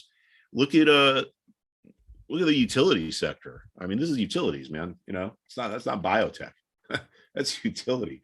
We have the bond market in a complete meltdown. But anecdotal evidence, right? I talk about, I think it was maybe December. I'm not sure exactly when, but I had a pipe leak, a leaky pipe, and my plumber came over. He was probably about 30, 35. And he saw my computers and stuff, and he's like, "Oh, are you a day trader?" And I told him, I'm like, "Well, I'm not really a day trader, but I used to be a trader." And he started telling me how his friends wanted him to quit being a plumber and be a day trader. One of his friends was an HVAC guy. So that anecdotal evidence, when people that don't trade start trading, when people that don't normally trade start trading, like plumbers and HVAC guys, there's nothing wrong with them. I'm not criticizing them as people or anything like that, but they're the last in the food chain. I guess you could say they're the dumb money, right? The smart money, in theory, what was the real smart money doing? Buying in here, March of 2020, when everyone's panicking, everyone's freaking out. The smart money is buying here. Then just theoretically and philosophically, the higher price you paid, the worse of a trader you are, right? In theory. When we get up to here, and this is right where my plumber came over in December, I don't know exactly when, right before the market collapsed. There's no one else left to buy. They're the end of the food chain. So the market runs out of buyers. Markets go down because they run out of buyers. So the smart money buys first, and then we get progressively on and on. And a frequently mentioned legend, which is probably true, is about Joe Kennedy, who back in the 1920s was what you would call, in today's equivalence, probably a hedge fund manager. And the story is he was on his way to work and he got a shoe shine, and the shoe shine boy started giving him tips, and he went to the office and sold all his stocks because he knew that people that don't buy stocks are buying them. There's no one else behind them. There's no one who's going to push the price any higher, so it's time to sell. Now I can tell you, I remember very well back in when I first came into the market, like going into the internet bubble, every restaurant you went out to, the waiter would be like, "Oh, you guys are in the market? Oh, I just bought XYZ." Or every cab driver, our car, well, that was before Uber, so every car service you get home, it's like, "Oh, you're in the market? Oh, I just bought this stock, I just bought that stock." And that was right before the big sell-off. So not only do I see bad action, I just think that there's anecdotal evidence, and markets, can. Let's just take a 5-year look at the S&P 500 here. All right, so it's 5 years. Now, just kind of sit back and think, say S&P got down to, I don't know, like there. Just based on this perspective, looking at this longer term perspective, that wouldn't seem that unusual, right? As a matter of fact, I would even think we could go down to here, because this is where you're probably going to have your next significant support, is down around 350. That's pretty much where we peaked at before COVID. So yeah, I think there's a good chance we get down there. Now, if we got down to there, just looking back at this 5-year picture, would that really seem that crazy? Or that calamitous? It'd probably go quicker. It wouldn't be as big as this, the COVID crash. This was really ugly too. So that's, so there's the anecdotal evidence. Say, man, it's like markets can go down for, longer than people think. And I'm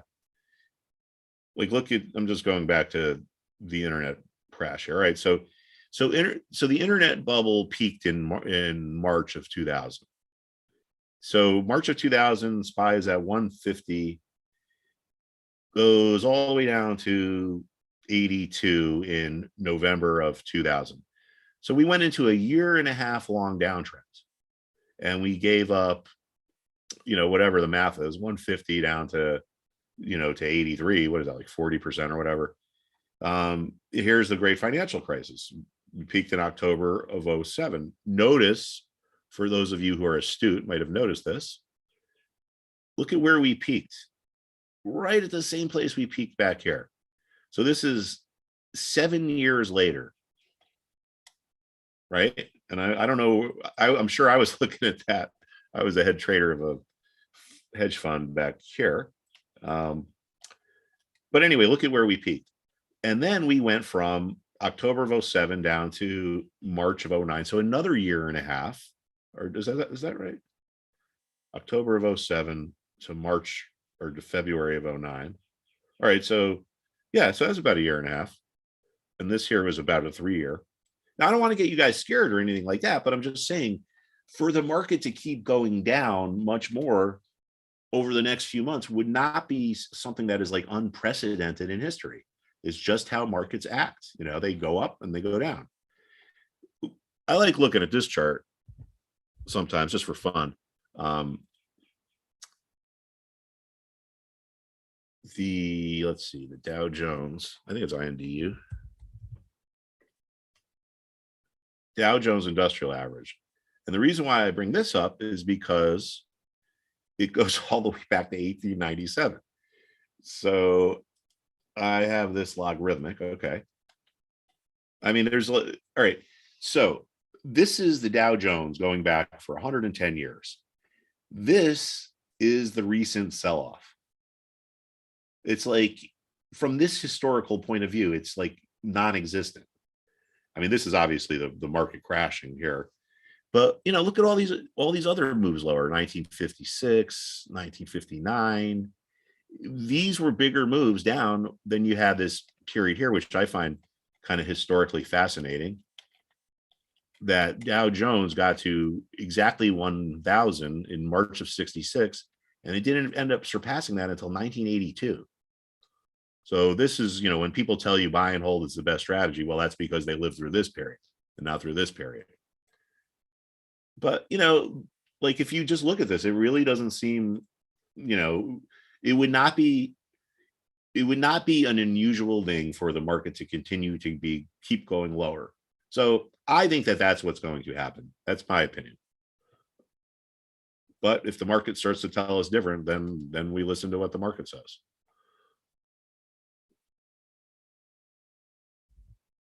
So Rodrigo, should we do some questions? Yeah, let's well, before we do some questions, is there anything in particular? Look, there's a couple sectors here that I wanted to ask you about. Anything in particular that you're seeing with the with crypto, with Bitcoin?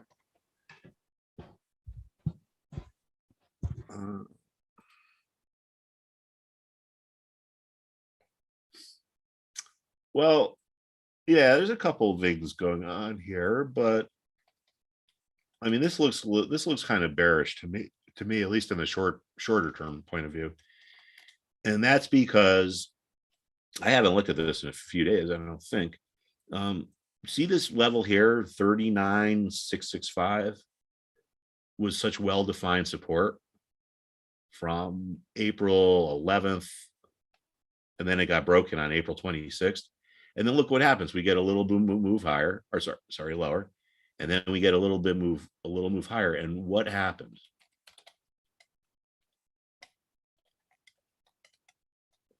All right. So what happened? I know you guys all know the level that was support converted into resistance. See how Bitcoin rallied? When support levels convert into resistance, it tends to be a bearish thing, and it gives you some insight to, or it tells you that the downtrend is still intact. If this bounced right back up above it, this level, it wouldn't look as bad. But I guess my thought is that there's now resistance around this level, and so Bitcoin is trading below an important, fairly well-defined resistance level. So that would be my take on that. And again, I'm just talking now, I got my trader hat on here. We're talking like next few days, next few weeks. I'm not saying where Bitcoin's going to be in, 5 years or 10 years. I mean, I'm just not that smart.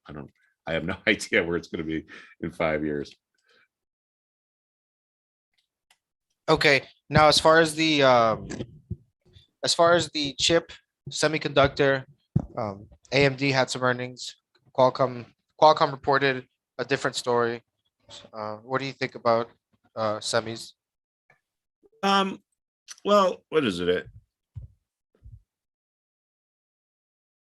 This is the semiconductor index.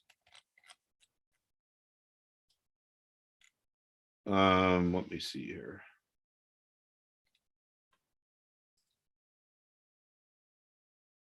Yeah, I mean, I don't know. Maybe there's some support around 225. And, the reason why I say that is because it was support back here. So, now this could be something that if the market does continue to go lower, this level will probably break. But in the meantime, if it holds, there'll probably be some kind of a tradable bounce. Like, look, it got down to here. And a lot of times when things, and after this move, it's going to be oversold. A lot of times when things are oversold and they get to support, they bounce. That's what happened here. It was up 5.7%. So, you know, if the market keeps going lower, I would suspect that this resistance, this support breaks and this goes lower as well. But in the meantime, before that happens, there could be a tradable move. Now look at this. So this gives us a little insight of what we're talking about. All right, first of all, we could argue here that we have lower highs. Actually, it's not arguable because it is lower high. Right? Lower high, like we saw with the financials. So that could be bearish. But look at this. Support was there, and their support becomes resistance, right? This is one of our principles of financials. Now it's not as clear, but you know, this level here, well, that's not really that clear, but you know, this whole thing of, you know, support becoming resistance is a bearish dynamic. So I would not be, all right, sorry about that. Yeah, so now look what's going on here. Once again, 240 support has become resistance. So, you know, markets don't go in straight lines. They're like a staircase. You know, they're a succession, if I'm saying that right, succession. All right, well, whatever. It's a trading class, not an English class. It's like one after another. They're like a stairway. You know, you have a trading range, and then the next one, then you have another trading range, then you have another trading range. So markets go down faster than they go up generally, but you still have that holding of a trading range. And when markets are going lower, we see that the support or the lower side of one trading range becomes the top of the next trading range. The bottom of this range could be becoming the top of this range. So as long as that keeps happening, you can just presume it's going to keep going lower. If you start to see that we get back above and say we get back up to 245, that tells us potentially that this bearish dynamic of what was support becoming resistance has ended, right? And once that ends, that's a sign that the market is at a bottom. I'll show you guys something from one of our presentations. I mean, it's a little outdated, but it's a good example, this uranium energy. Right, you know, this is something we'll be talking about tomorrow, because tomorrow's our patterns class. But everybody loves the head and shoulders pattern. You know, I guess it's just the easiest one to remember. And, you know, I think there is validity to head and shoulders patterns, but people don't understand what to look for. So now let's go to the opposite. Now we're in a market that's going up as opposed to something that's going down. A bullish dynamic is levels that were resistance converting into support. Seller's remorse. People sell, then they regret doing so. Makes sense, right? If a market is going higher, the people that sold are going to be upset because the price goes higher than where they sold. That's what a bullish market is. It's the price going higher. So people sold here and, you know, went higher, found a little peak. What happened? The level that was resistance converted into support. All right, that's a bullish dynamic. Start to go higher, get up to a new peak, see some profit taking. What happens here?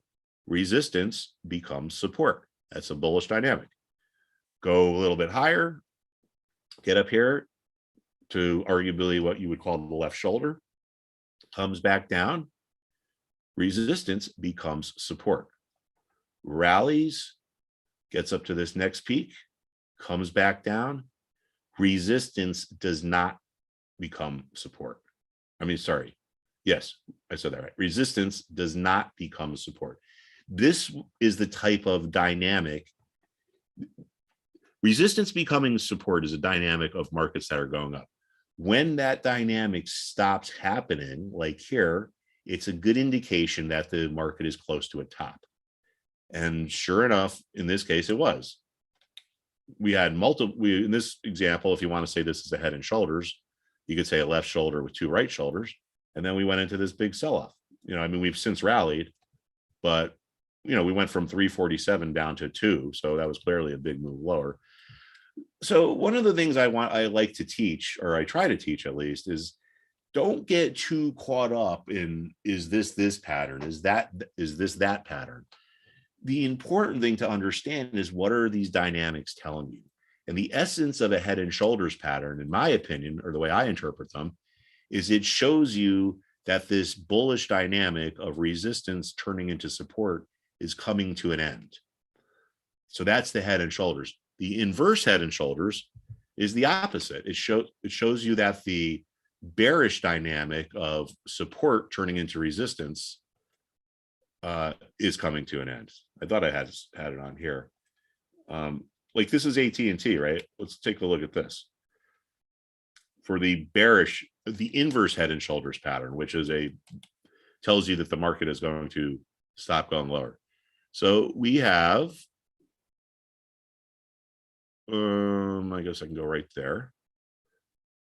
Yeah, that's not that clear of an example, but we can go right here, right? Support turns into resistance. Next line, support turns into resistance. Next line, support looks like it's going to break, but it didn't. Support becomes resistance. But then look what happens here. We get back above. So this dynamic of support turning into resistance has ended. That's your bullish sign. That's what the inverse head and shoulders pattern should show. And sure enough, what happened after that? We got to move from 21 up to 24. So, and again, tomorrow is our patterns class. It's not important to understand or to memorize, like, oh, this is this pattern or this is that pattern. What's important is to understand the dynamics. We talk a lot about gaps. This is an exhaustion gap.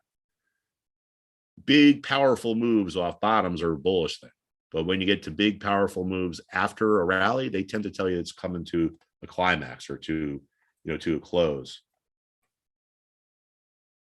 So now let me just circle all the way back around here to what we're going to be looking at this week. And actually, let me do that and come back in. So all that stuff I wrote down there shows up again. I know a couple of the students did well on this reversal in airline stocks over the past week or so. All right, so now here's what we're looking for. Does the level that was support turn into resistance over the next few days? I don't know, might take a week to find out. Or I think it's probably going to continue to sell off at a pretty rapid pace. But say we sell off, or say we have a little bit of a rebound on Monday or tomorrow. Does the level that was support become resistance? Like here, support becoming resistance is something that happens towards market tops. So all right, I'm sorry. So support becoming resistance is a bearish thing. Does this support not become resistance? Does SPY get back above this? Will that tell us that the sell-off has come to an end? Maybe. I don't think that's going to be the case. But if we start to rebound, and then you notice that SPY starts to stall out when it gets to 416 and hits this resistance, well, that tells us that there's a good chance we're setting up for another move lower. So this is definitely something that we're going to have to watch this week. And I showed you basically the big two, right? If we go, let's take a visit back up to State Street here and look at the SPY ETF. Yeah, remember this emulates the S&P 500. So for all intents and purposes, we're looking at the S&P 500. So look at this. Apple is 7% of the index. Microsoft is 6%. So these two companies together are more than an eighth of the index. This is 500 stocks. So just two of them account for, one eighth of the entire index. So that's why Apple, in general, not always, but in general, is going to have a much bigger influence on the market than, say, a stock that's 1% of the S&P. So this is kind of a critical thing to watch here tomorrow, because you have the two biggest stocks in the market, Microsoft and Apple, are each testing support. So you have an eighth of the stock market is testing is at support. So if Apple and Microsoft start to give way, things could get really ugly. And I mean, we'll know it because we'll be watching, and we'll have much more insight tomorrow morning during the morning class. But Right. yeah, so that's some stuff to watch there. And a lot of people, and even though it's called the Benzinga Trading School, that doesn't mean that you're not whipping out trade ideas. And the trade ideas come from the education. It's really more of like it's together, right? It comes together. Also, folks, you get Benzinga Pro as well, which is an amazing tool, but you get that included. And we're also going to be raffling a ticket to the FinTwit event in Vegas. If you win, you'll pretty much get the admission. Instead of paying like 2,000 ticket in, we'll just raffle it from somebody that joins here live. And you're going to get to meet Mark, hang out with him, and listen to his jokes all day and have fun. Well, you'll see, man. I don't know. Might be at that. Look for me in the pool with the bar in it, the one you could swim up to. Maybe we'll have our class outside. Little bonus session there for the. But we look at fundamentals too. If there's important earnings out, a lot of the students have interested in this kind of stuff here. What do these ratios all mean? Like what would a fundamental manager look at? Well, they would say, well, the industry has a PE of 20, Apple's is at 26, so Apple is overvalued. We can go through financials. Excuse me. I got a little spring allergy going on. Key data. So yeah, Benzinga Pro is really has a lot of really cool stuff in it. But just for people that figure like, oh, I'm not a trader, what's a trading school going to do for me? Well, we cover various ideas, and if a big company reports and something is funny in the financials, well, maybe that'll lead to some kind of a trading idea. One of the it's a little old now, but the perfect example of that is this Tyson Foods, which reported back here. So it had this big number, right? Blowout number of their earnings. I think they estimates were 195 and they reported 287. But after delving into the earnings, we saw that the only reason why they had the earnings were so good is because they had to raise their prices, or because they raised their prices. Well, why did they raise their prices? They raised their prices because the cost of their inputs had gone up so much. What are the inputs for Tyson Food? And what do you feed chicken? Things like corn, right? I guess. So by looking at those numbers, it became pretty obvious that there's something going on here. One is these numbers really aren't that good. They're showing us that there's this inflation thing going on, right? So this ended up becoming a short idea, or a put idea.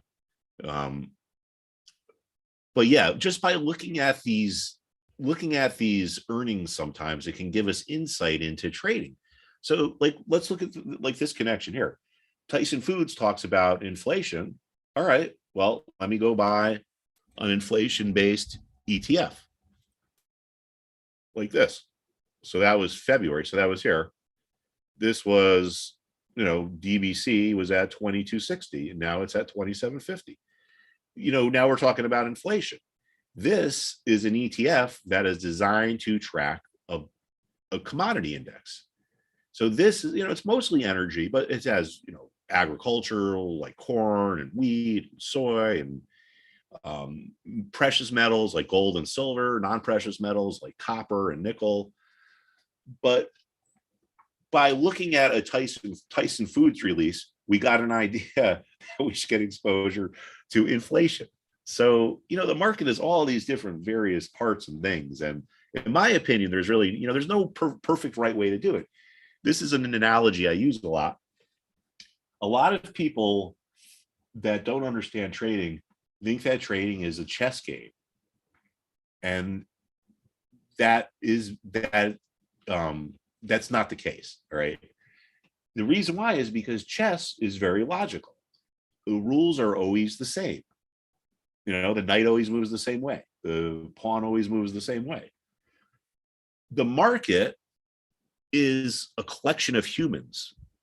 When you place a trade, ultimately somewhere there's another person on the other side of that trade. If you're buying, someone else is selling. If you're selling, someone else is buying.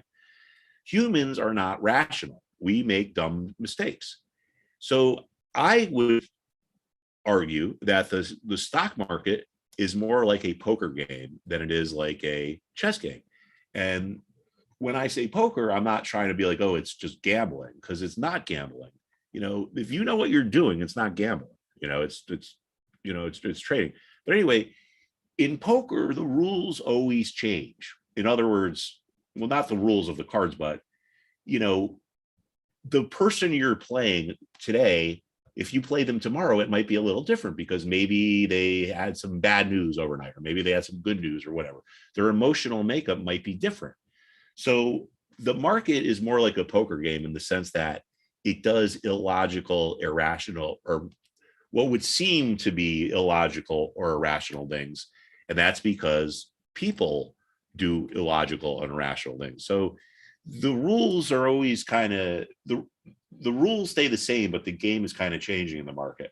So that's why this class isn't just like, oh, take a class for 2 weeks and see you later. We want to go through different cycles, because the markets act different at different times. Things act different at bottoms. I mean, we started the class back here at the end of September. So since then we've seen a top, Right. We've seen some clear conversions here. We've had the inflation thing. Really quick here, MG Martin. Shout out to MG Martin. I've been seeing you a lot in these sessions, and I'm really happy to see when somebody just is going all in and learning. Good question here. Does the school provide quizzes or tests of the material taught, Mark? Yeah, we do have some quizzes up there, and it's one of the things that I'm trying to add to. But yeah, there are some. We do have questions for each of the chapters, and I would suspect over the next week or two, we're going to be adding questions to it. Just not that it's going to be changing like based on what's going on in the market, but I just want to have like study questions and things like that, which will be something that doesn't change, right? Like the definition of what a resistance level is. And want to give a shout out here to Carrie. Carrie, welcome to the family. Welcome to the Benzinga Trading School. Let's go. I got to get myself one of those things.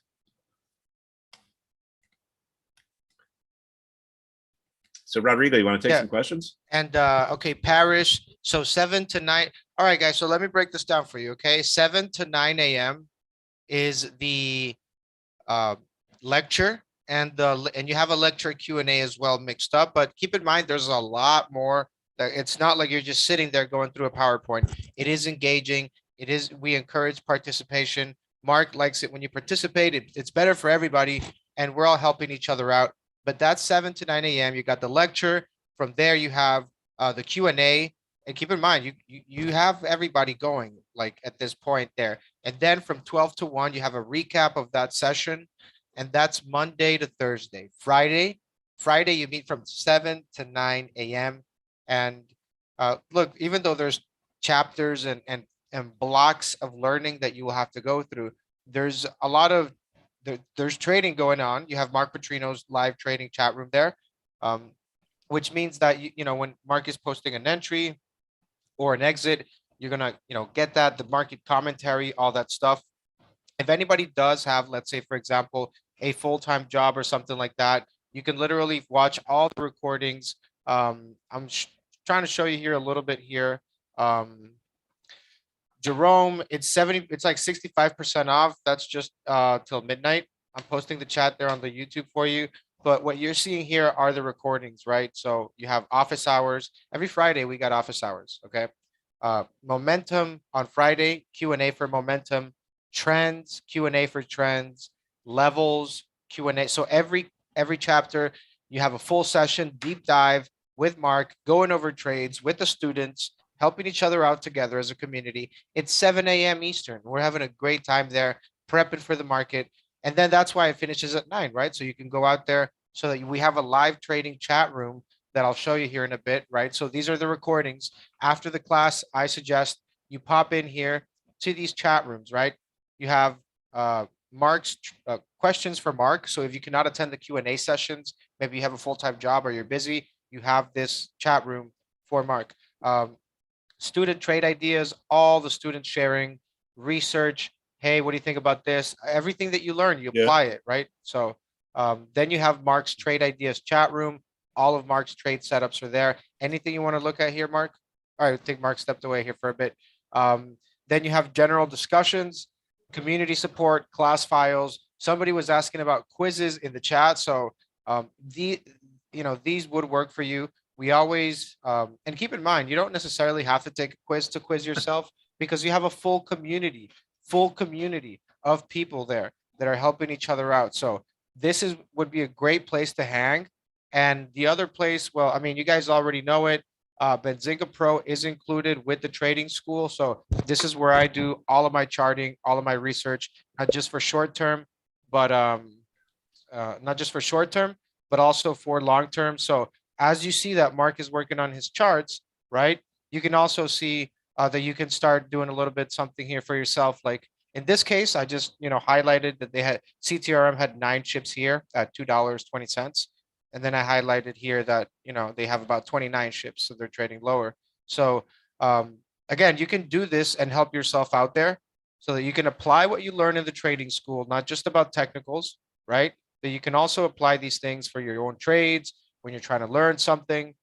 And yeah, you also get this Professor Mark's weekly preview where he goes. So I mean, this is so Mark is very familiar with doing like institutional reports, investor reports, things that retail traders really that you wouldn't see much. But Mark Putrino is really hooking you guys up and giving you this because this has trade ideas and market updates. And now you do this on the weekend, Mark, but you review this with the students on Friday, or when do you review, or you just put it there? How No, does that work? that's for Monday. It's a preview. It's just kind of like stuff that we're going to be watching in the upcoming week. So for the people that join, it really would be good for them to pay attention. And when is this that you're doing with them on Monday? I'll put it. I'll upload it tonight or later on, and then we'll go over it tomorrow. Tomorrow morning. It's just like a preview. Like these are the important things that we should be focusing on this week. For example, I showed you guys Apple is on important support. Well, that's when the biggest stock in the market is on important support. You got to watch, because if that support breaks, that could trigger a broad move lower. Right. No, that makes sense. Well, Mark, definitely. Well, we were showing the folks here just a couple things there from the chat. Maybe you can go ahead and take over the screen there. I think we covered most of the questions there. Tim Lee, can you get the chat rooms from the phone? I believe so. But yeah, Mark, maybe you can take over the screen there. All right.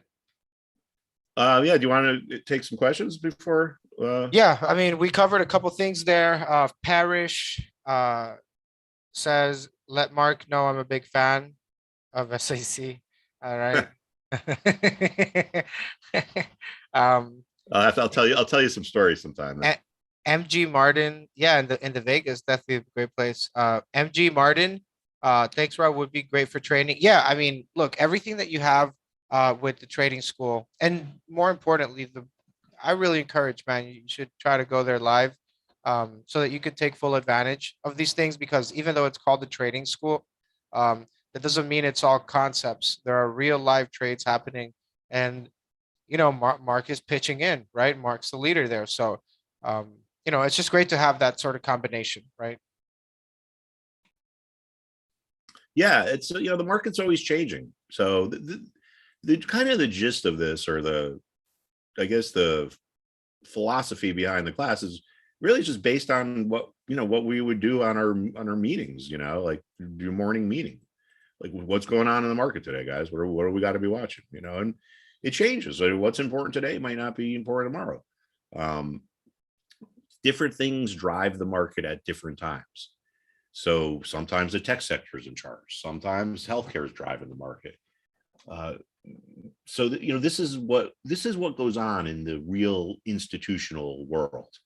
We're not looking at Elliott waves and Gann theory. We're talking about, there's a shift going on here, or, consumer staples are about to break down. How can we make money off of this? Do we have any holdings in consumer staples we want to sell in case this does break down? And then just by going through this stuff, you can, you get ideas. By going through the stuff, here's the idea. You let the market tell you what to do. You don't want to just come into the market and say, oh, I'm going to short consumer staples. You look at consumer staples, and then what is the market telling us? Well, it's at support. What do we know about markets? When stocks get to important levels, they tend not to spend too much time at them. They tend to either break down or rally. So this is telling us that there's a good chance the consumer staples sector is going to have some kind of a tradable move over the next, few days, if not week. And, we looked at Coca-Cola and was kind of pretty impressed with, the weakness of this. As a matter of fact, we don't really talk about this pattern a lot, but there might be some validity to it. This is called the broadening formation, or what do they call it? The megaphone formation. And what this shows, remember, all charts we got to look at in the context of supply and demand. The megaphone, or whatever you would call this thing, the broadening formation, what it's showing us is that it's a market without leadership. The market doesn't know what the hell's going on, and that tends to be bearish. And look at this, we went from 62 out of this broadening formation all the way down to here. Looks like to me the same kind of thing is going on. So when you get a market that's kind of confused or leaderless, I guess you could call it, like this, these broadening formations tend to be bearish. So, I would suspect Coca-Cola is going to go lower. And, I didn't even really look at this until we went through this right now. So this will certainly be something we talk about in class tomorrow. But yeah, there's, the ideas come from different places. We let the market tell us what to do. We don't want to go in there and guess. And I think that's the best, in my opinion, that's like the best way, because you're never going to beat the market. The market is always perfect, right? It's not irrational. Even though we say it is, market's acting irrationally. Well, it's not the market, it's the humans that are driving it.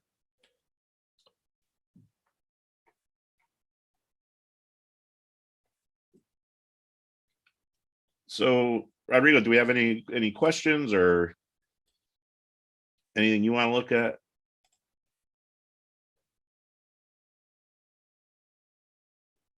Have I lost Rodrigo? All right, well, let's hope he comes back. I'll look at a couple more things here. Let's see.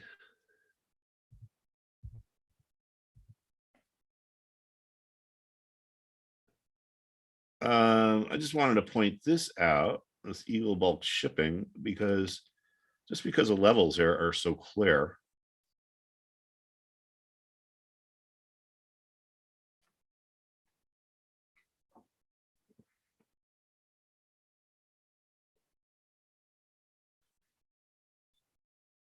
Oh,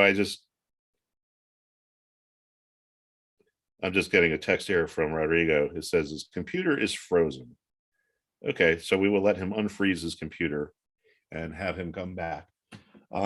So I just want to show you, we could virtually look at pretty much any stock and just see the fundamentals we talk about, our class, certain levels are more important than others. We have this resistance at 54.50, clear support down here at 37. And then what do we have here? Well, we had a breakthrough or a breakout. Things tend to make big moves when they break through levels, in this case, breaking the resistance. Why does this happen? What is the reason for a breakout? Well, you have a large group of sellers kind of holding the stock down here at 54.50, right? It's resistance. When we break through or when we trend higher, it tells us that the sellers who created this resistance are gone. They've left the marketplace. So with all those sellers or all that supply out of the market, we get the stage set for a move higher like we had here. So this is your classic breakout. Then we get the reversal, and where does it find support? The level that was resistance converts into support. And we had support here on March 15th, and we had support here on April 25th. So, we can see it on pretty much any chart. I'll just pick a random letter. I don't know, is there a stock under letter D? Dominion Energy. Let's take a look at that. See if we can see some of our principles here. Yeah, we can see clear resistance level back here. All right, they're not, sometimes charts aren't perfect, but they're good enough for our purposes.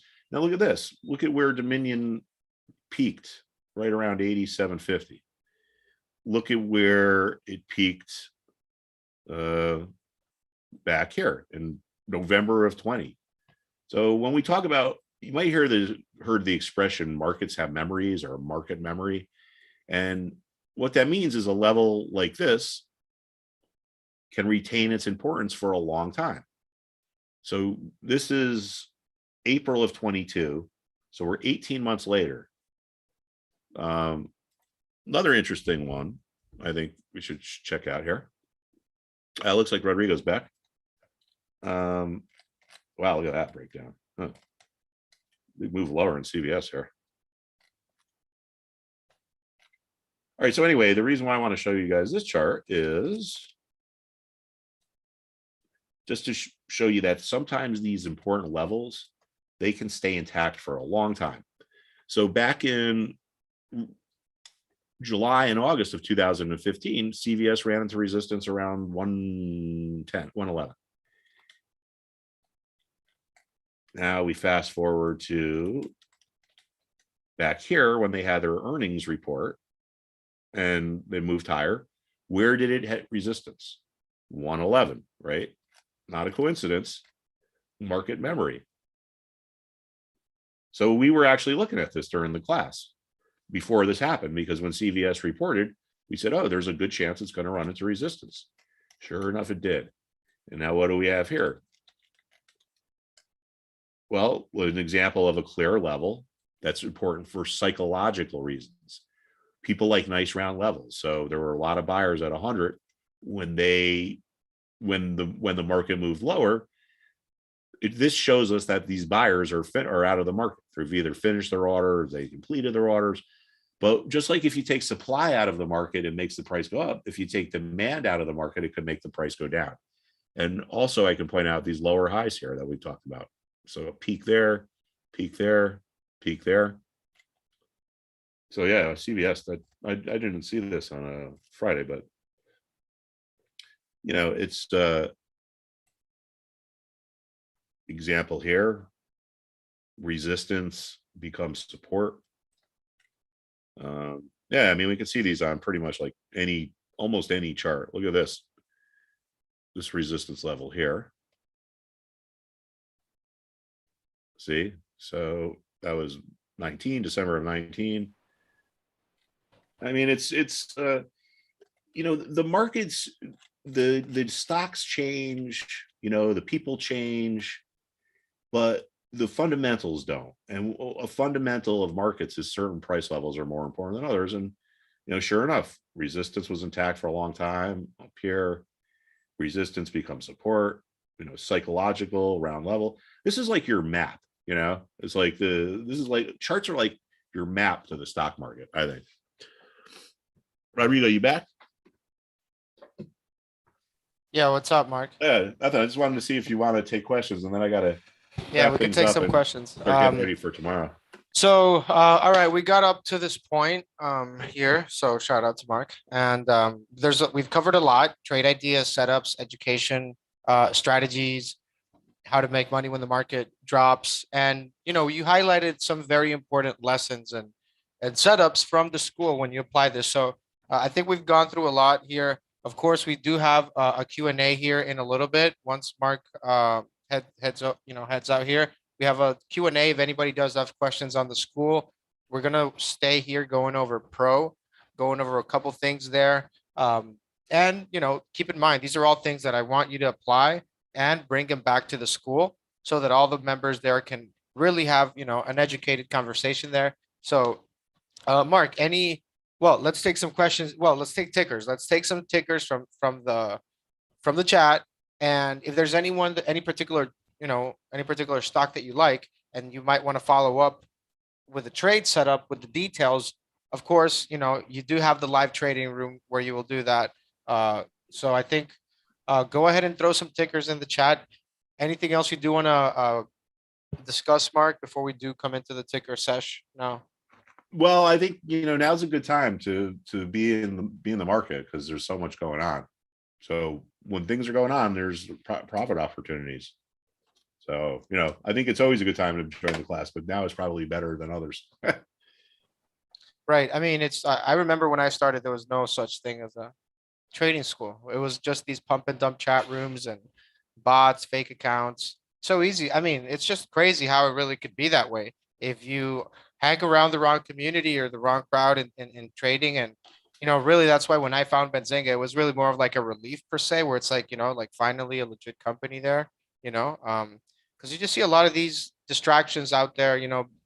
Back to the whole social media thing. It's so easy to get people on board with that, get bandwagon with things. And I do know that you're very disciplined with the strategies you use, and that's why the investment psychology kicks in so well. Really. That's our Tuesday class. For Tuesday, yeah, you guys do not want to miss that one. All right, so we have from MG Martin, MKC McCormick asking, and this is good, right? Instead of just posting a ticker, say what you think about the ticker. It'll give us a better, so MG Martin says, does McCormick look like a short opportunity? So that's his question.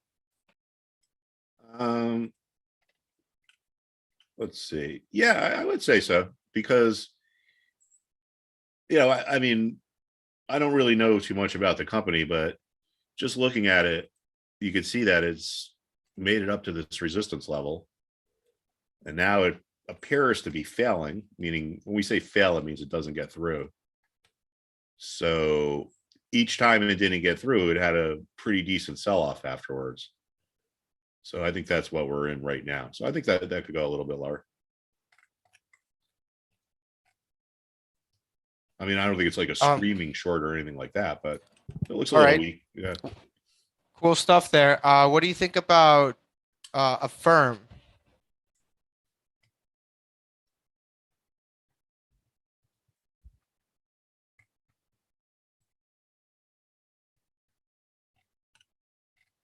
You can tell we were looking at this at some point. What do I think of a firm? Yeah, so when we were talking about a firm, when we had a session, and a firm was like at I think $80 or something like that, and it just went, it went nuts. It was one of the trades from the trading school when we were almost not starting, but we were very kind of fresh, like August. You see, it's August, October. Yeah, we had a session there. I'm pretty familiar with the firm, but a lot of people like it. Yeah. Well, I don't know. I mean, I guess it's at some kind of a short-term support level here. But if the market rolls over, if Microsoft starts breaking down and Apple starts breaking down, this is gonna break down and go lower too. I mean, look.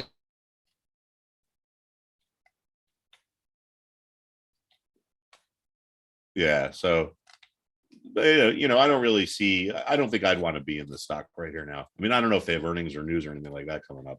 All But right. just looking at the chart, and knowing the weakness of the tech sector, I would be a little hesitant. Yeah, no, absolutely, guys. Absolutely. We got to look at other stuff. And we'll talk about trade ideas always in the school all the time. But we got Parish input on PayPal. Well, my opinion is PayPal will probably get taken over one day by someone else or by someone. Interesting though, right? Found some support. It's the same place we found a bottom back in March of 2020. So, I mean, I guess if, I mean, I think PayPal is going to get taken over, right? I just think it's got a model that a lot of people would like to pay for, unlike say Peloton, who's going to take over Peloton. But it's holding this support. So, if the market recovers and I'm wrong and the tech sector reverses, this would probably be a good time to buy it because we're just sitting right on this support level. But, if everything else starts to go lower, I get this support's probably going to break and it's going to make a, pretty sharp move lower. So that's what I would think on that. But I don't want to say, oh, you should definitely sell it or like that, because I think one day it probably gets taken over. Yeah. Whereas Hey, Peloton, by the way, man, Activision. So Activision is it's like a video game, like they make Call of Duty. It's sure, like dude, what, I know Call of Duty well. I play it all yeah, the time. dude, it's like I've been playing that shit for like 10 years. So it's like no matter, and Warren Buffett went like all in on that for so like very big. I heard on his conference call, and I'm like, what is this guy doing in video games? Like that's super on Warren, right? And in that with what's happening, right? Well, They got bought he out. probably looks at certain things in this earnings, like are they increasing their operating margins? Are they gaining market share? So he probably uses like an old-fashioned style to analyze newer companies. Not that it's old-fashioned, but here's another pattern of the rounded bottom. This is just a slow slow change of the trend here. Yeah, I know they Rounded. had some sort of lawsuit or something. But a couple folks here are asking for your Call of Duty username. I don't play online. I just play with the computer. Actually, I want to get the new. I'm waiting to get the new Far Cry. I don't even know if that's ever come out or not. I like Far Cry. Have you ever played that, Rodrigo? I think I know which one it is. I don't know. I don't know really, to be honest. They're all kind of the same, but it's crazy how this because I just really didn't expect Warren Buffett to really be bullish on Activision at all, with anything, right? But he was also bullish on Oxy, right? Chevron, oil stocks. Yeah, yeah. And So that, he's aware that we're in this inflationary environment. So this Activision to me looks like it's going to go lower though, at least in the short run. yeah. So do you think we are starting like a super cycle, a commodity super cycle that could last 5 years, maybe? Oh, I think it started already a few years ago.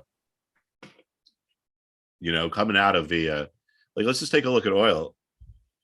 Because like some people only trade stocks and I know in the trading school you're trading all sorts of, I mean, yeah, they might be equities, but they cover commodities per se. So it does kind of We watch this stuff because it influences the rest of the market, right?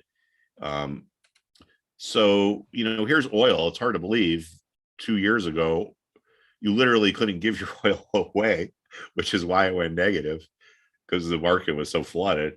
And now here we are, up to here. But yeah, so I would say this commodity cycle is, well underway. We're pretty far into it here. It started back about 2 years ago. And you know what? It's crazy because I remember when we were doing the session and we were talking about oil and oil was like hitting 60 and That was here, yeah. yeah. And and a lot of this I don't think we even had started the school at that point. We were like doing like a session here right before, or it was very new, I think. I think it was a boot camp. It was on a Saturday or Sunday. But there were people that were pre-enrollees, right? Before we like officially started the class, and they all went out and bought oil companies, like the individual stocks, because we were covering the ETF, and they all just made a killing, and we hadn't even started class. So it was kind of memorable because from there, oil just it kind of bounced back. I mean, I think it's a great lesson because I've these the people that are watching this don't do this like the way that I do it with you, where I kind of recall our sessions and I recall what we talk about, what we cover, and all these things. But seeing it happen throughout the years, Mark, it's just the consistency. I'm impressed, and it's great. Well, it's just letting the market tell us what to do. So I gotta kind of start getting moving along here because I gotta get that newsletter finished and post that up there and so forth and so on. So I don't know, Rodrigo, can we just take maybe one or two more and then I got 5 minutes, I guess. Yep. We have you. Not a song. You. Universal Security No, Instrument. you. Is it you? Four U's. Four U's? U to the fourth. Yeah. You. Energy fuels. Uranium, I think.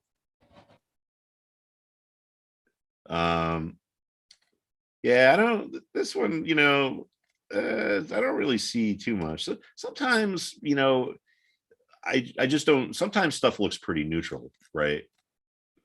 But let's look a little bit farther just to go over some of our fundamentals here. We got our clear resistance at 11, right? I would assume we're probably going to find support. If it keeps going lower, I think we're going to find support around, probably like around here, 725. And it's pretty darn close. So I would think that it probably gets some kind of a bounce off of this. It did on Thursday. The low trade was 723, and then it rallied off of this. So yeah, so watch this, watch the support down there for a bounce, or if it breaks, then you get out of it. It's going to probably go lower. Right, good stuff there. Well, Matt, Mark, I know you're a busy guy, so I appreciate you. Got to give you a big shout out. Hi, Rodrigo. Thank you, everybody. Thanks everybody for joining. Those of you who joined, new to the family, and those who are considering it. Well, there's going to be some money to be made this week, so don't consider too long. All right, Mr. Putrino. Good stuff, man. We'll see you in class. We'll see you. Okay, thanks everyone. We'll see Mark on Monday. So we have classes Monday to Friday, and Monday to Thursday, and then Friday you have office hours, and we're gonna do a recap on Pro on one stock. It's CTRM, but before that, I want to show you the school, right? Which is what we're talking about today. So this is the homepage. A lot of you guys that just signed up know that it's normal when you come to this page. That's like the homepage, and you pretty much can set your schedule. As you can see, you have Monday, Tuesday. Let me click on it for you. So Monday you have chart patterns. Tuesday you have investment psychology. I really think you should tune into that one and pay attention. Wednesday, market principles, analysis, and sentiment. Thursday, you have investment strategy and trading systems. So you can schedule your whole week, right? It has the time slot and everything, and you can save it to your calendar, which is very useful. So that's home. Whenever there's a live class, all you do is click on live, and it's going to take you to this screen. You do have a chat room on the side. That chat room is you can only open that chat room when the live class is there. So every class will have that side chat, which is for the lesson, like, hey, Mark, but when you're talking about this lesson, do you mean such and such? So it really becomes more of like you're in class and you kind of raise your hand and it's like, hey, I have a question. So like, just like a real class, this is a legit school. Everything is there and given to you. So you can talk with Mark directly throughout the entire class, right? You have a chart in the bottom, really. You can use it as you wish. If you hide the chart right there, you click hide chart. It just puts you full screen there. And if you want to hide the chat, if you really just want to focus on the lesson, right? Take notes, whatever. You hide this chat and you're good to go, right? Full screen there. Next thing, the recordings. A lot of you guys are asking about where the recordings are.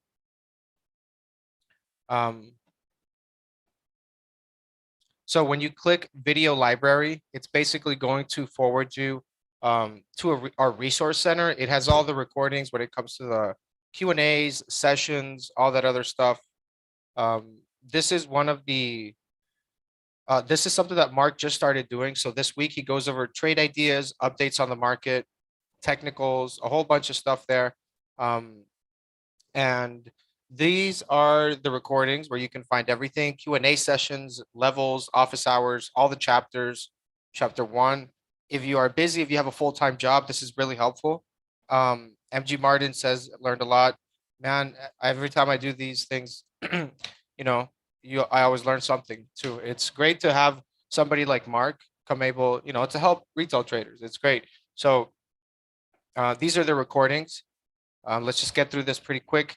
And then you have the chat rooms, right? Where everything you talk with all the traders, you have the student trade ideas, you have questions for Mark, Mark's setups, you have general discussions, quizzes, all that stuff.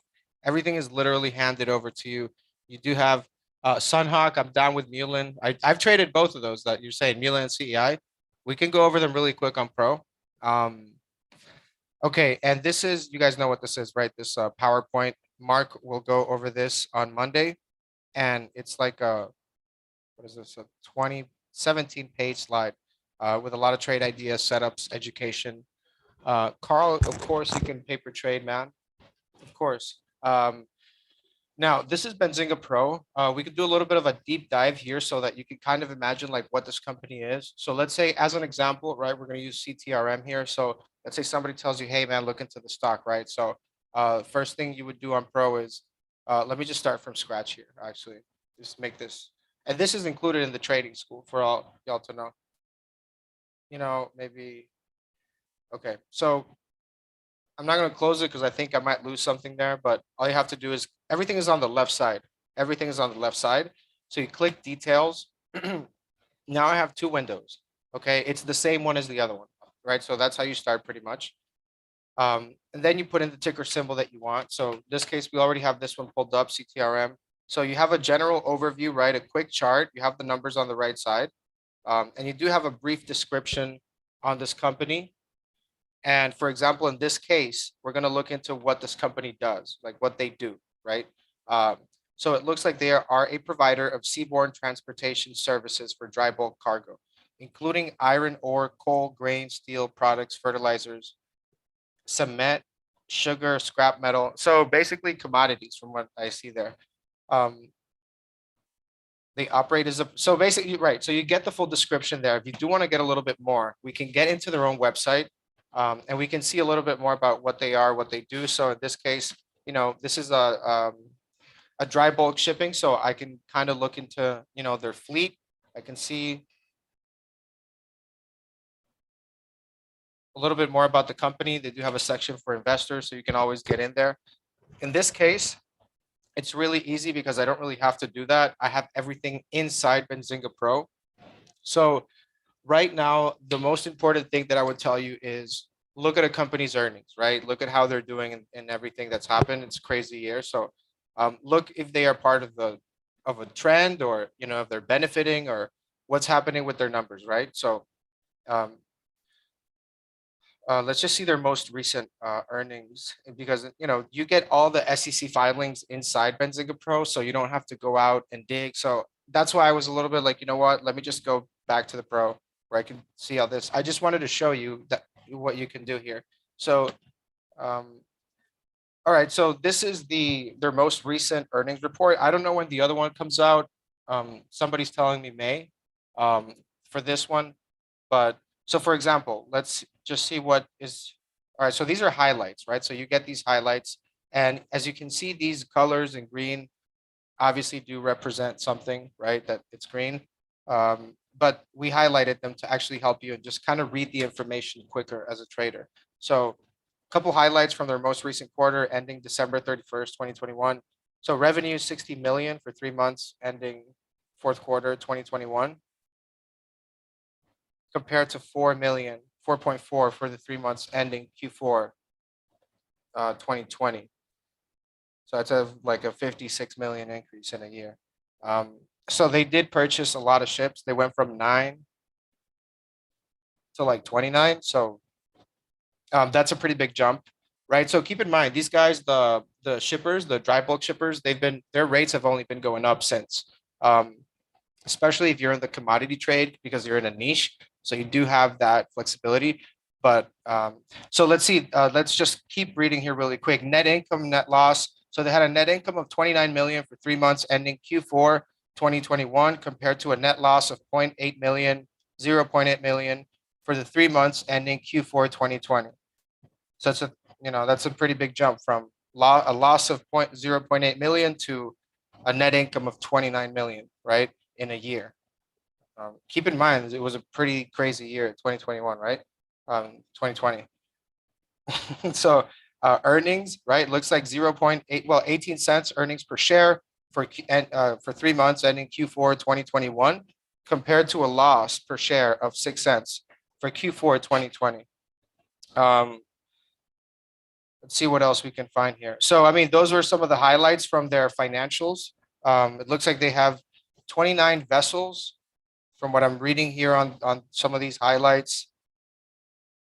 Cash and restricted cash, 43.4 million. So they're sitting on a load of cash right now.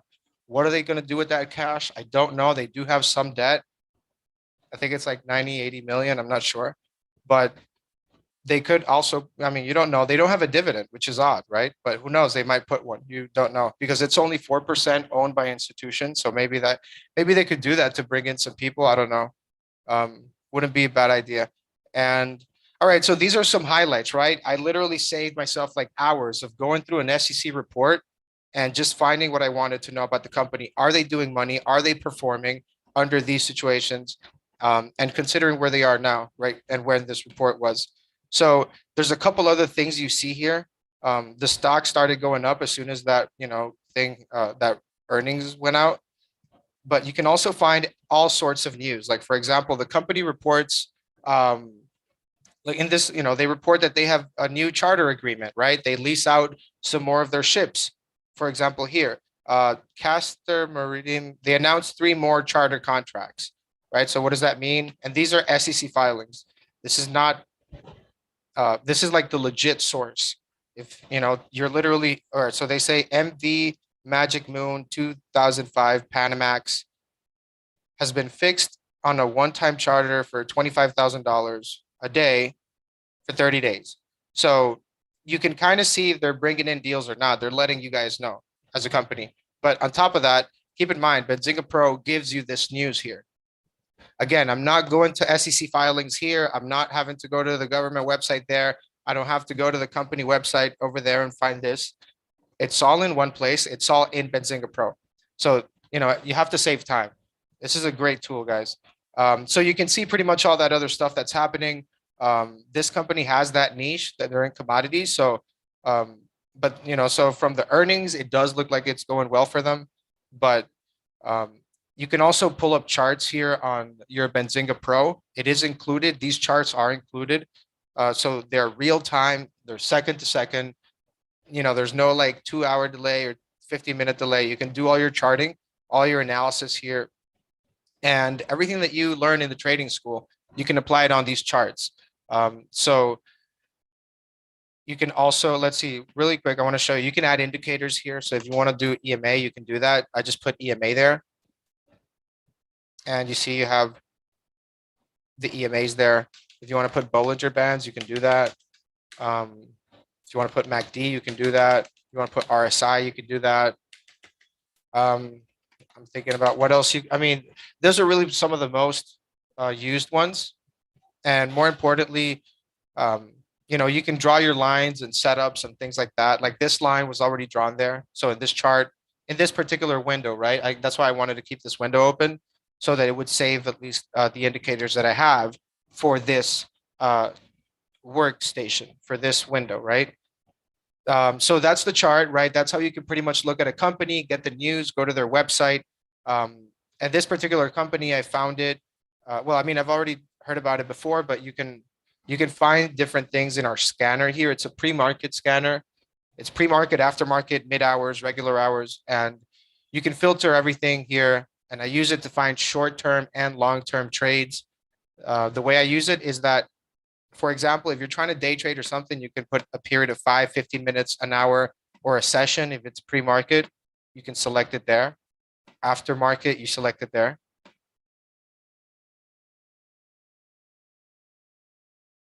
And you can filter by the market cap and the price. More importantly, a lot of these other scanners just kind of give you these 50-cent stocks, things like that, that are up, pharma stuff. With this, you can actually select the sector that you want. So if you want energy, financials, healthcare, industrials, you can pick whichever one you want. You can select the market cap and the price. I stick everything from when I'm trading or even doing swings, market cap above 2 mil. I'm sorry, 2 billion, and the price above $10. And from there is really where I start. I see Pinduoduo and JD, a couple Chinese stocks, Baba. I can't like you cannot filter it. This is not filterable. Like we have another scanner that can let you filter by like region or country. But in this case, you know, I would not buy everything that comes up in the scanner. I would look into it. Like in this case, if I see a Chinese stock, I would not, you know, trade it or buy it. But that's why you can open it here. All you do is click, right? You go to the bottom left and you can literally see right here to find out, you know, what kind of company this is, where they're from, you know. Just keep it in mind, everything. I'm some of them are getting delisted and stuff. So you have Hub Group, you know, I'm familiar with this one.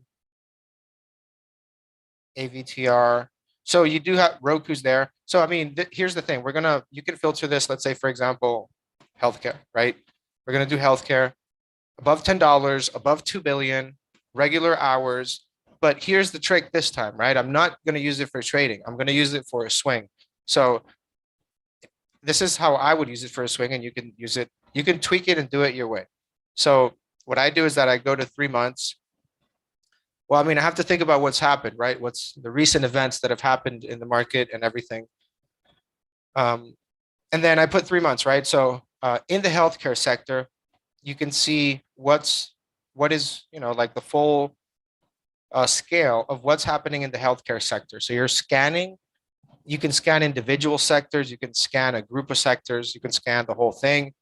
And for the past 3 months, this is going to tell you what has been the best performer. It's a great thing that, I mean, I'm not too familiar with healthcare, but this is an example. Let's say if you were to do financials, I'm not saying they're doing great, but for the past 3 months, every financial company is under, okay, so there's a couple there, right? So First Horizon, 31% up. So you have some banks there that you can look into. This might not look good though, but let's look at energy, right? Some people might want to go into the energy sector. BTU, I've been looking at this company for a little while. So it is up 118% for the past 3 months.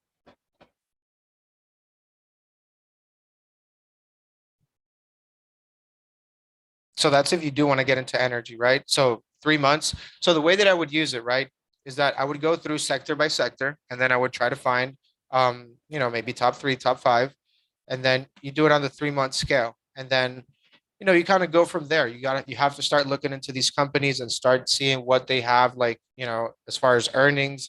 You have to start looking at what makes them better than the other energy company, because you're just scanning the sector, you know. So you can get as picky as you want. You can even put like 10 billion market cap. Like, and I'm talking about like swings or maybe long term. If you want to talk about like investing, obviously, you know, this is not investing advice or nothing, but I'm just saying if you want to buy something and hold it for a long time, maybe you can look into, like, instead of 3 months, you can do 6 months, a year, or you can do custom, and you can literally pick the date, the exact date that you want. So I'm gonna go all the way back to, yeah, let's just go back to 2000, okay? To the year 2000.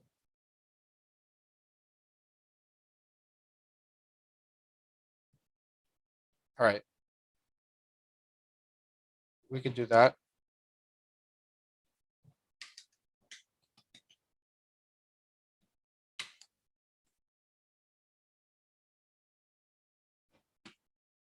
All right, so my my scanner. Okay, I went too far. Maybe I went too far.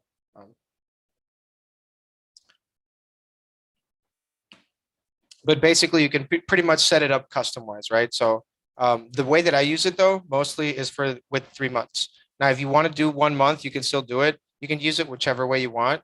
But pretty much you can select all the sectors there. And the other good thing I would say is to um, have a uh,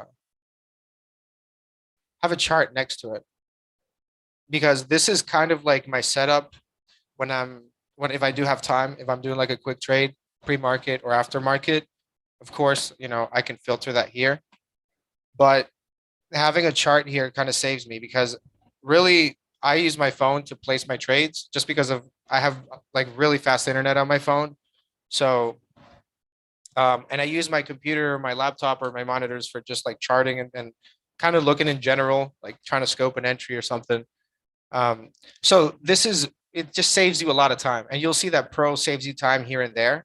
Like, if you want to look into each company, okay, you're looking at the chart, and then maybe you want to look into their more recent earnings. So we're looking at BTU. Um, they just reported an SEC filing there. Somebody bought something, I think, or no, they sold. So it looks the president of U.S. operations sold like 20,000 stocks. I don't think it's a big deal, but let's see. Analyst provides guidance for this Canadian energy stock. Okay, so analysts are pretty bullish on it. So you get the earnings right here. Let's see. Um, EPS. Okay.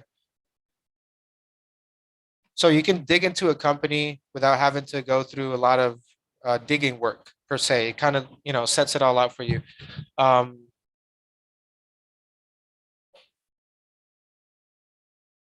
Manuel, I'm interested in the class. What's the difference between? I mean, they're both different, really. They're both different focuses. But I would say send an email if you do have questions, because the trading school is great, and I think you should join. I think you should try it out. Um, and I was just showing you guys a little bit of Benzinga Pro so that you guys can actually, when you guys join, you actually know how to use it a little bit, and maybe this video can help you guys kind of, your way, work your way around there. So MG Martin. Yeah, no worries, man. I'll see you. All right, guys. So this is just, a couple things I wanted to show you there from the trading school. This is Benzinga Pro. It is included with the trading school. Again, the trading school is the full recordings, all that stuff. So thanks a lot for being here, guys. I'm going to leave the post, the contact in the chat. And if you do want to give it a try, there's a 7-day money back guarantee with Mark Putrino. So I would say go ahead, give it a shot. If it's not for you, you get all your money back, pretty simple, straightforward. You do get the laptop if you see it there on the checkout. So just make sure that you're actually seeing that checkout, that laptop on the checkout when you get out there. So so I think with that, we covered, folks, right? We've covered all this today. So thank you for being here. Appreciate, all the energy you guys brought. A lot of the members here that came up and always show out. Cypher, Born to Be, shout out to you folks, man. Y'all are amazing. The members here are the best part about the trading school. So I can't talk about the trading school without mentioning, the great students themselves, right? That have learned and improved, and seeing that happen throughout the beginning of the school. It's really good to see that, because I've been able to see it from beginning to where we are now. So it's really great what it's become. I think you should try it. If you have questions, reach out, guys. Have a great Sunday. Enjoy your weekend. Stay safe, and we'll see you guys next time.